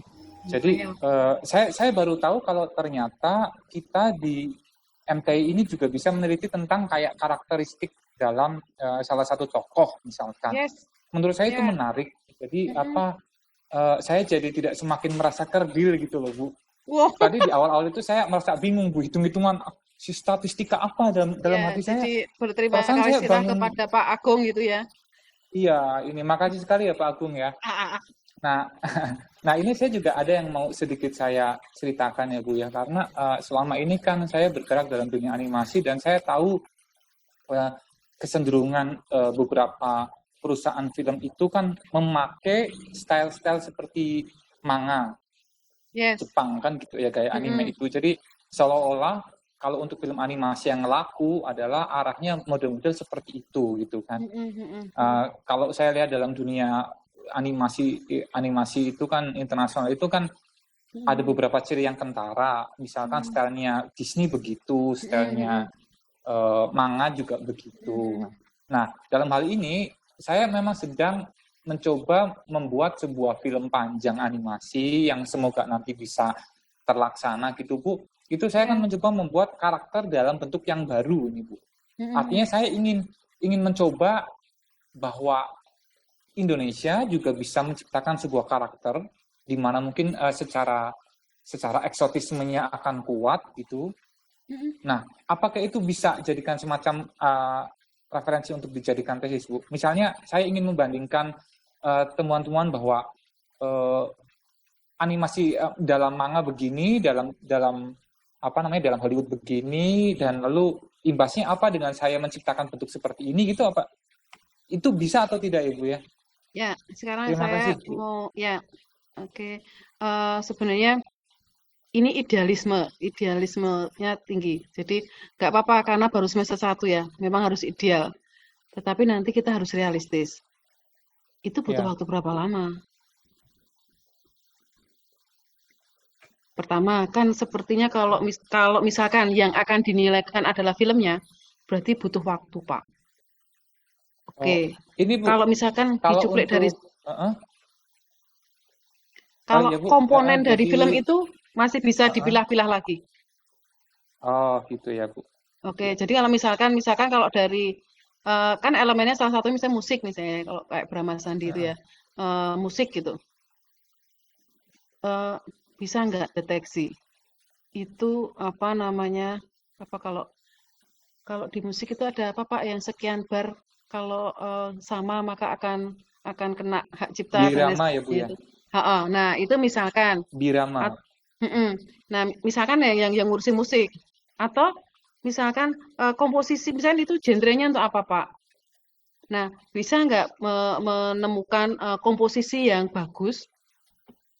Kalau kita pengen kearifan lokal gitu ya, atau gini, itu tuh backgroundnya budaya Jawa, tetapi kok bunyi musiknya kok ada bunyi-bunyi musik yang dari Kalimantan ya.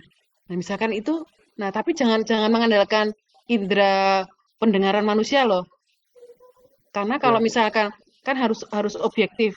Kalau seperti itu, kalau mengandalkan indera bisa jadi yang saya dengar dengan yang Mas Bayek dengar akan berbeda. Tetapi kalau ada ukuran tersendiri, nah itu bisa dipertanggungjawabkan. Sama halnya nanti penelitiannya Pak Saranela. Pak Saranela itu yang rambutnya kriwil-kriwil itu atau bukan ya? Saya pernah dikirimin foto sama Bu Kusrini soalnya. Iya, saya gimbal, tapi sudah dipotong nih Bu. Sudah mau jadi mahasiswa S2 Amikom kan harus lebih rapi ya Bu ya. Nanti takutnya kena banyak virus nanti Bu. Ya, tadinya saya berpikir begini Bu Prof. Saya berpikir begini Bu, apakah mungkin saya akan melakukan penelitian tentang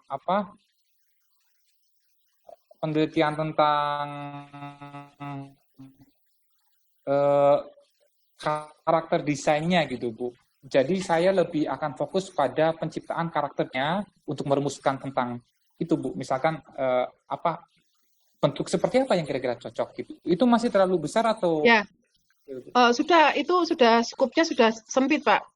Karena sudah gitu ya. Fokus di mana? Di karakter desain.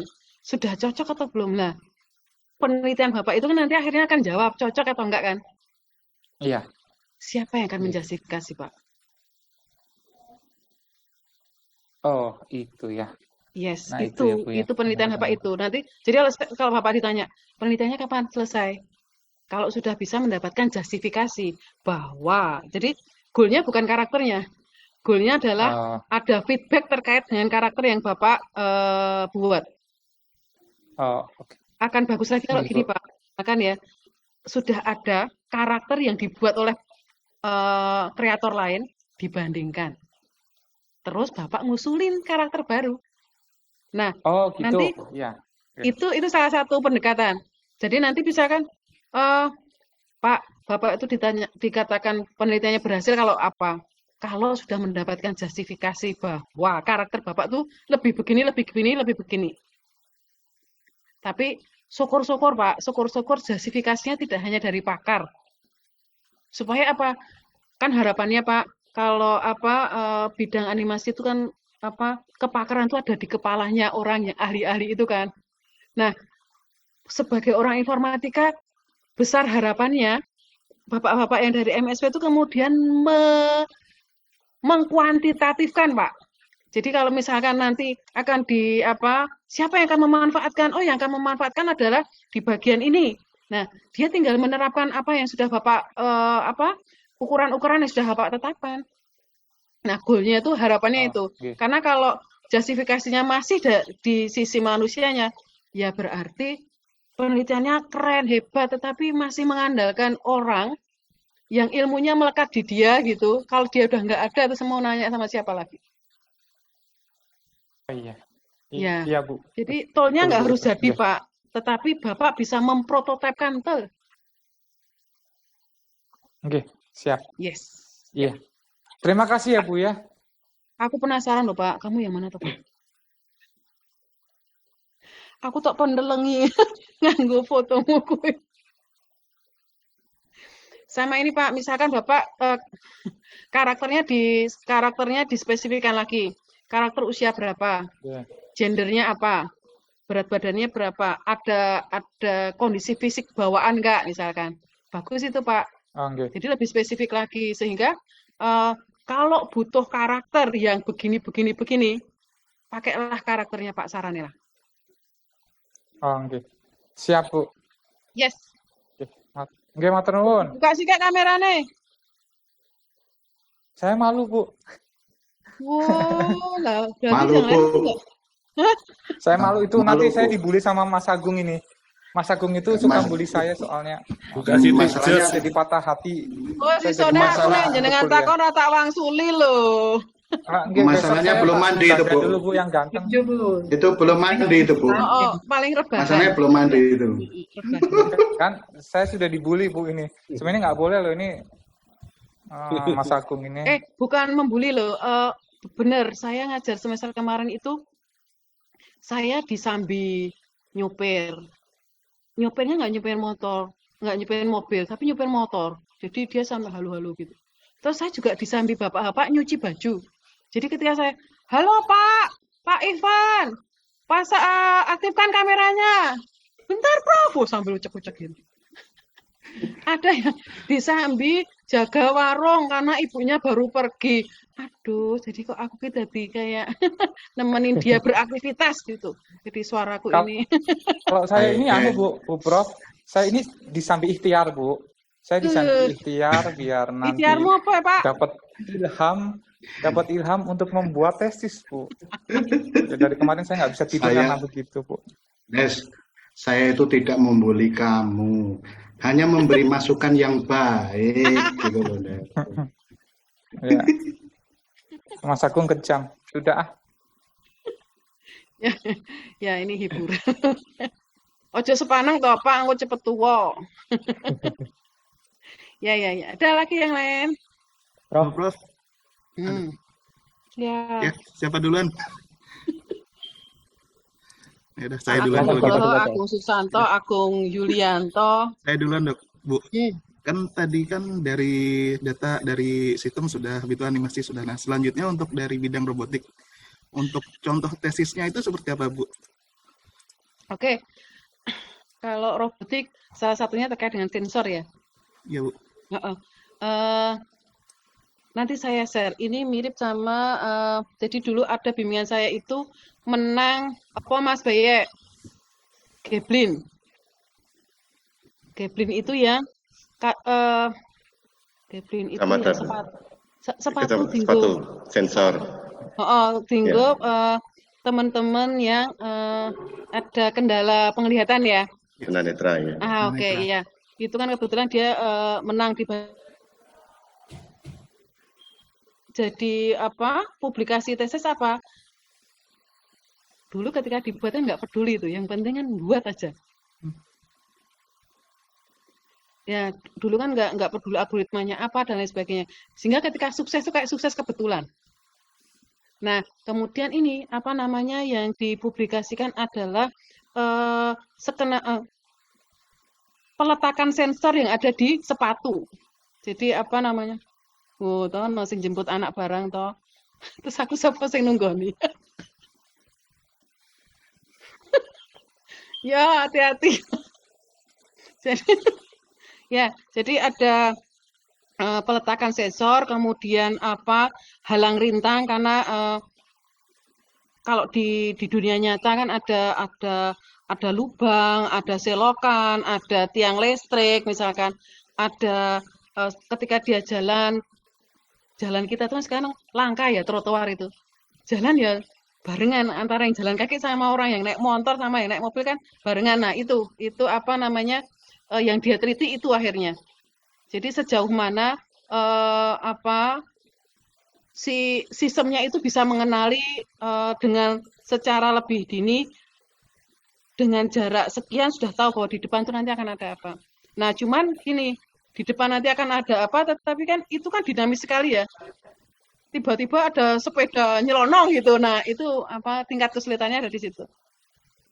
Jadi kan kita juga nggak mungkin kalau terus apa dadaan gitu. Nah, seberapa manusiawinya toh si sistem Gablinnya itu bisa me-warning yang make.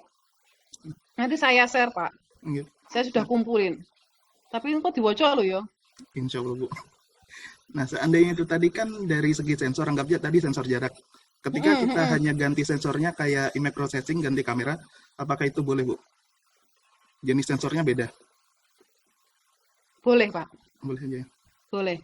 Tapi nanti tingkat kesulitannya adalah tidak hanya ganti sensornya, tidak hanya ganti kameranya, tetapi gantinya tuh bener loh. Sehingga nanti ada semacam apa Pak penelitian awal, apa pertimbangannya kok itu yang diganti. Nah, terus nanti yang berikutnya yang diteliti adalah sebelum diganti dan sesudah diganti bedanya ada di mana. Oh, ternyata lebih meningkat, itu alhamdulillah. Kalau ternyata nggak meningkat kan ya nggak apa-apa toh Pak. Nanti tinggal ada rekomendasi perbaikan lebih lanjut. Terima kasih, Bu. Insya Allah Sama-sama. ada pencerahan sedikitnya. Ya, nanti saya share paper-papernya. Makasih. Ya, oke. Ada lagi, Pak Ardian? Ya, selamat sore, Prof. Ya. Izin bertanya satu aja, Prof. Oke. Nah, tadi malam kan saya coba-coba belajar input citasi di Zotero. Nah, itu kan ada syarat apa jurnal-jurnal internasional. Nah, ada beberapa jurnal internasional itu tidak bisa di-download, Prof. Terus, apakah ada apa saran untuk mendownload jurnal-jurnal internasional itu? Oke, ya. Cara legal atau nggak legal, Pak? Kalau nggak legal nanti Cara kita ya nggak barokah ya. Bapak share aja, Bapak share yang mau Bapak baca yang mana, saya dikasih linknya, saya downloadkan, saya kirim balik ke Bapak setelah saya download. Oh gitu. Oke, Prof. Ya. Nggak ada cara Awas yang kalau bisa nggak saya download dibaca ya. sendiri, kah? Kalau legalnya kan kita langganan, Pak. Oh gitu. Kalau kita Kalau punya di akunnya. Amikom sendiri, langganannya Yang- apa jurnal apa? EEE. Oh, EEE yang apa namanya computer science. Aksesnya bisa dari luar, Prof, atau harus dari Bisa, Amikom bisa. gitu? Sik ya. HP ku ning nanti. Nanti tak share di grup. Aku dielengke ya, Pak. Aku lalen ya, Pak. Oh, oke. Sik, wis mumpung ketemu, Pak.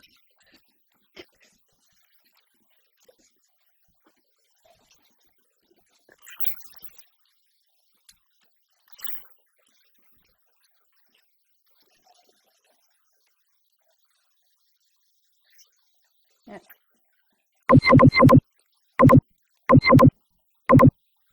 Saya share di grupnya jenenge apa, Pak? PJJ Amikom. PJJ Amikom. Angkatan 3 itu ya? Angkatan 3. Wah, gue grupnya kemeruwek. Aku ganti mumet. Setelah dimasukkan, aku sendiri bingung. Itu ya, udah masuk ya? Oke, terima kasih, Prof. Oke. Itu sudah ada URL-nya, sudah ada login sama password-nya. Nah, nanti tak cek ya. Setelah aku share, ada peningkatan pengunjung nggak ya? Oke, ada lagi?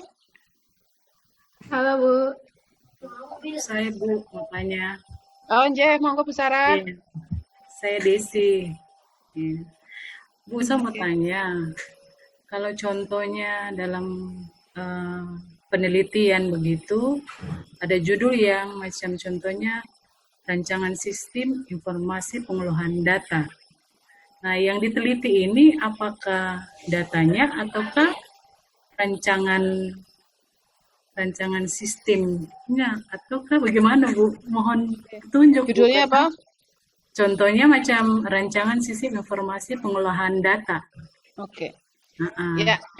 Yang diteliti ini, yang saya bingung untuk penelitiannya, saya masih bingung. Ya. Dia punya datanya atau rancangan sistem yang dibuat. Ya. Bapak Ibu, ini ada contoh judul nih, rancangan sistem informasi, bla bla bla bla bla. Ya, itu penelitian atau bukan? Bukan, itu perancangan. Bukan, Bu. Ya, itu bukan penelitian. Itu identik sama judulnya siapa? S1 skripsi. S1. Ya, jadi hindari ya. Kita harus memposisikan. Jadi kalau yang seperti itu hindari. Ya, kalau ada paper-paper seperti itu nggak boleh dibaca. Ya kalau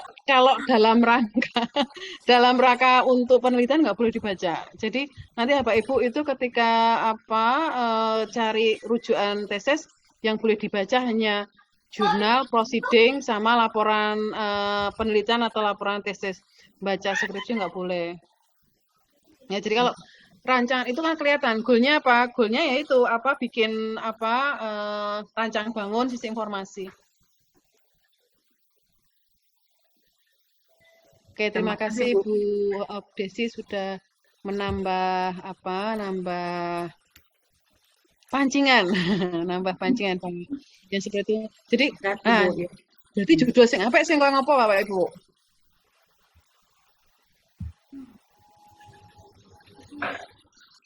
Pak Masyar. Ya, Bu. Ya. Ben ora ngantuk, Pak. Itu Bu, seperti Pak gaweke judul sing elek karo sing apik, Pak. Kalau mungkin implementasi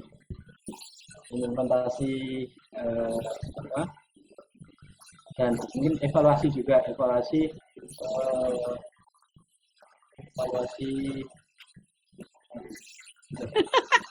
Jenengan kita era ning kene yo. Saya agak mikir liyane to. Evaluasi kinerja sebuah aplikasi itu. Itu penelitian bukan? Penelitian. Penelitiannya apa, Pak? Sebuah aplikasi nanti kita evaluasi bahwa menggunakan di audit itu, ya itu katanya nanti bisa menggunakan seperti COVID 2019 dan apa aja yang nanti yang di instrumen-instrumennya apa aja sehingga bisa memenuhi standar COVID 2019. Urgensinya apa, Pak? Aplikasi tersebut sudah dibuat, namun dalam beberapa waktu kok yang menggunakan sedikit. Itu manfaatnya, maksudnya aplikasi tersebut memang sebenarnya kegunaannya baik apa tidak, atau penting apa tidak. Oke, itu nanti kalau misalkan itu akan diangkat di penelitian, Bapak kelemahannya adalah di dalam pemilihan aplikasi. Aplikasi sudah diterapkan sekian lama, sing nganggo kok sithik, ayo wis diganti wae aplikasi ini rasa dibiji. Kosnya lebih mahal gitu. Kosnya lebih mahal bayarin orang menilai daripada kita mulai aja bangun dari awal kayak gitu ya. Jadi itu boleh jadikan penelitian, tapi Bapak harusnya harus punya pertimbangan kenapa dari sekian miliar aplikasi dia yang kepilih. Ya, kalau Bapak itu kalau baca paper itu kan pertama yang dilihat judulnya ya. Kalau judulnya mengundang gairah, pasti kita akan baca. Nek judulnya wis nyebai, ya sugih maca. Judul yang baik itu yang seperti apa? Judul yang baik itu dari judul kita tahu ada masalah apa. Dari judul kita tahu metodenya pakai apa. Yang tadi yang Mas Abdul bilang ada singkatannya. Biasanya kan kalau metode itu kan namanya panjang tuh di sini. Contohnya B, dari judul saya tahu masalahnya, dari judul saya tahu metodenya pakai apa. Cara mensolusinya bagaimana saya tahu dari judul. Oleh karena itu, karena saya sudah tahu baca. Ya, jadi kalau saya baca paper itu saya bacanya dari judulnya. Optimasi algoritma kan masalahnya lagi atau ada di algoritma. Iya Bu, ini Bu maaf, saya namanya Hernandez Saranela. Terus aku Cuma nama aslinya dibalik Bu. Oh itu, gitu. Bu, karena saya Lah aku ora ngerti wong sing ngendi ya, aku meng maca sing tok tulis nang kono. Iya Bu, ini. Saya masih takut pakai Zoom ini Bu. Ya Allah ya Data-data saya Rabbi. diambil Bu. Alah. Ya itu karena Pak Hernandez orang terkenal ya, jadi sangat peduli lagi. Enggak sih Bu. Data pribadi. Kata base ya Siluman. udah. Tuh, masuk lagi jadi nggak serius. Monggo lanjut. Aku urung lanjut ya, belum ngerti wajahmu Pak.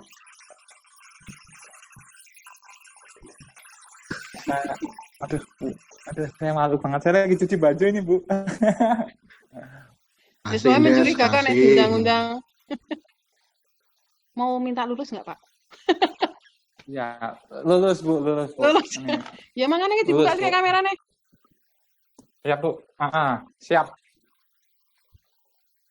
Sudah Bu. Tuh kan, sudah pendek rambutnya, sudah tidak gimbal. Keren sekali Mas Hernandez. Makasih. Kita tukeran nomor ya nanti Mas ya. Oke, siap. Kan udah ada nomornya toh. Oh iya, siap. Ya Allah ya Pak Burhan nih. Ya. Ya begitu itu Bapak Ibu karakter orang MSP. Oke, Prof. kan di mau ya. Prof mau bertanya, Prof. Sik ya, judul sing apik iki Oke. ada objeknya masalah, ada caranya. Optimasi algoritma ABC untuk meningkatkan prediksi produksi padi. Masalahnya apa? Masalahnya adalah peningkatan prediksi produksi padi. Jadi sebelumnya sudah ada orang yang memprediksi produksi padi, sekarang saya akan meningkatkan. Berarti ada masalah nih di prediksi produksi padi sebelumnya. Terus caranya pakai metode apa? Caranya saya mengoptimasi algoritma ABC. Nah dari judul itu saya jadi tahu, oh masalahnya ini. Bapak Ibu yang namanya objek penelitian itu masalahnya. Sehingga objek penelitian itu bukan berorientasi pada tempat atau instansi ya. Studi kasus rumah sakit XYZ itu sebenarnya bukan objeknya Bapak Ibu. Yang namanya objek penelitian itu masalah yang mau diteliti itu adalah objek penelitian. Jadi yang namanya objek penelitian tidak berorientasi pada instansi tempat penelitian itu dilakukan. Yang namanya objek itu bisa jadi objeknya itu datanya yang diteliti. Oke. Tadi siapa yang mau nanya? Selalu sih takut. Mas Burhan. Ya, saya Prof. Nah, juga MSW. Ya ini masih satu terah sama berarti Mas Beye, Mas Agung, Mas Hernandez, Mas Burhan. Sijine sapa? Mas Kiki yang masih bersembunyi, Prof. Sing endi? Bersembunyi. Mas Kiki nampak lah. Kok tak kandake bapake lho. Assalamualaikum Prof. Saya Mas Kiki Fadila. Oke. Ya. Fadila kok dadi Kiki ki ndine?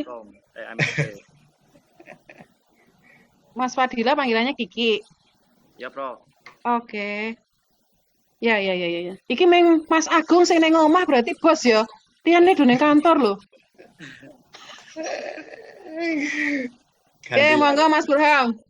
Prof mau tanya, Prof. Ini kan saya di MSW ambil konsentrasi animasi, tapi untuk basic saya kan lebih ke teknologi informasi ya, kayak render, server, jaringan. Nah, itu kan saya tuh masih, ini saya curhat ya, Prof. Ini masih bingung, Prof. Mau istilahnya judul tesisnya mau ngambil apa yang tepat untuk itu, Prof. Jadi ada solusi nggak, Prof? Oke. Untuk terkait itu. Pak Burham mau terkait softwarenya atau terkait dengan hardwarenya? Ke hardware. Tadi kalau terkait dengan rendering tadi kan butuh resource yang gede. Iya, betul. Bapak bisa neliti loh, Pak. Gimana caranya bisa menghasilkan karya yang sama bagusnya dengan spek yang lebih rendah dari yang sesungguhnya. Jadi kalau misalkan kan tidak, kalau kelebihan orang-orang MSW kan bisa mengakses resource yang memang mumpuni ya. Tetapi kalau bagaimana caranya bapak-bapak ini bisa merekomendasikan bahwa ternyata pakai resource yang di bawahnya itu masih bisa loh. Caranya begini, nah itu jadi penelitian, Pak.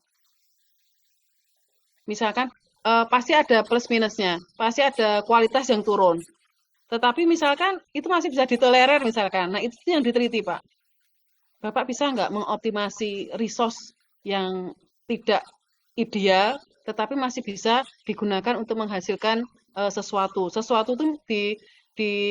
dibatasi sendiri. Yang dimaksud sesuatu misalkan kalau yang Pak Hernandez tadi terkait dengan karakter, misalkan kalau Bapak terkait dengan apa gitu. Kalau yang ngurusi background di MSW itu siapa? Background itu siapa yang itu? Kalau yang Battle of Surabaya itu saya tuh yang paling suka tuh backgroundnya. Ya itu Bu, Mas Hari Apri gitu. Ya itu dulu ex Doraemon Bu. Ya. Apa namanya artisnya Doraemon. Ya. Nah, terus Adi Copo Jarwo juga beliau. Oke. Nah, misalkan gimana caranya supaya film tidak terkesan dipaksa nempel gitu. Jadi antara background dengan karakternya itu nyambung gitu. Kalau yang di situ tuh nggak tahu, saya tuh terkagum-kagum sama ininya. Karakternya sendiri, lihat hutannya itu senang gitu. Kok untuk background detailnya saya kayak gitu. Jadi kalau saya ditanya terkesannya di mana, itu ada nggak yang ngurusi background gitu? Itu bagus ya. Iya. Kalau sekarang yang pegang Mas Bendung. Mas Bendung. Jadi untuk konsep art background dan lain sebagainya itu sekarang Mas Bendung. Jadi dan dulu juga Mas Hari Apri juga udah bikin library dari berbagai desain model yang sudah itu. Akhirnya kita punya tinggalan itu Bu. Jadi itu kan bisa di library itu. Jadi iya. Iya, Bu. Dan beberapa juga ada ini yang karakter ini misalkan kalau wis neng omah. Diangkat, Pak. Jadi bosnya nelpon. Enggak, Bu. Iya, ini Pak Dewo HRD. Nanti aja Bu. Ini Pak, kalau masalah kan kalau yang tadi karakter ya, karakternya itu misalkan dituplek tidak secara keseluruhan, hanya rambut aja, hanya bulu mata saja misalkan. Nah nanti ada hembusan angin, ada tambahan intensitas cahaya. Nah itu misalkan itu sudah cocok atau belum itu bagus ya. Nanti sampaikan ke Pak Hernandez. Jadi misalnya karakternya tidak tokoh secara keseluruhan, tetapi hanya bagian-bagian tubuh aja yang perlu didetailkan. Okay. Iya. Ya. Ada lagi? Siap. Saya mau tanya, Prof. Apa? Oh, enggak, Pak Gabriel. Pak. Gini, Prof. Berkaitan dengan idealisme yang tadi sempat disinggung sama Prof. saat menjawab pertanyaan Mas Hernandez.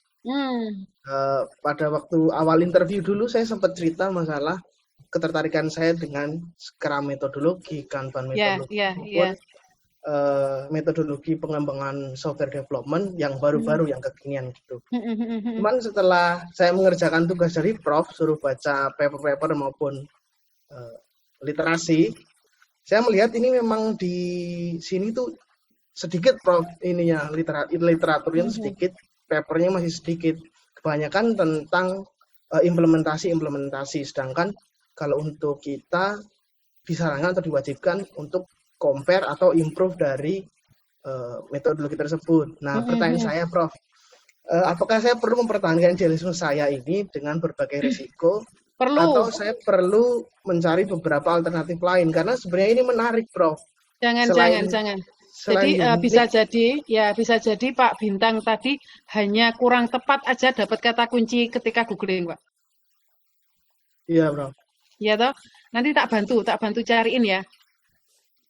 Boleh, Prof. Sebenarnya saya udah cari-cari sih di IEEE itu ada yang komparasi buat Scrum metodologi tapi tanpa Scrum Master, ataupun penerapan Scrum metodologi di small team, di tim yang kecil dan kapasitasnya nggak besar. Nah, itu saya udah baca beberapa paper ini sih, Prof. Ya, Bapak mau menerapkan di industri yang gede? Iya, betul, Prof.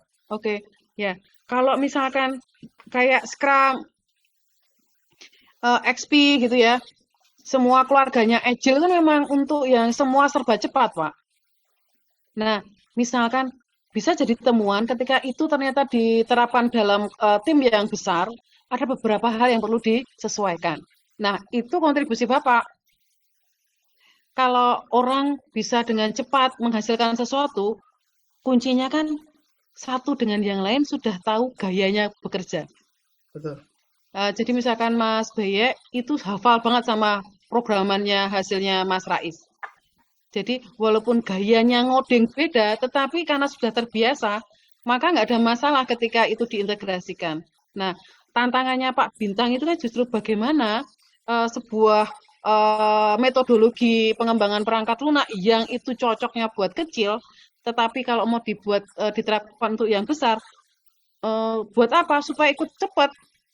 Apa yang harus disesuaikan? Nah, bisa jadi nanti malah Mas Bintang menemukan sebuah metode bentukan baru yang mengadopsi konsepnya Scrum. Baik, Prof. Ya, Siap, itu malah tantangannya. Tapi saya takut karena ya itunya mungkin sedikit kali ya kalau buat di Indonesianya. Ya, kecuali memang Pak Bintang itu dari awal sudah kudu iso, harus bisa, Scrum itu harus bisa diterapkan. Kan kita nggak bisa kayak gitu. Ya, kalau kudu iso berarti nggak usah diteliti. Ya toh? Tetapi tetap harus berhitung dengan waktu, Pak. Iya, Prof. Itu juga kayak pertimbangan sendiri karena kan kita harus melihat dari awal mulai project sampai project itu berakhir gitu, Prof. Oke, nanti coba Pak googling di kata kuncinya software development, Pak. Jadi penelitian-penelitian itu malah justru lebih banyak diteliti oleh mahasiswa S3, Pak. Oh ya, Prof. Jadi bagaimana pengembangan sebuah software di ilmu komputer itu malah banyaknya yang ngurusi sana gitu. Siap, Prof. Ya, nanti tak bantu cari papernya. Siap, Prof. Makasih, Prof. Sama-sama. Tanya terakhir bisa, Prof? Terakhir berarti habis ini closing ya.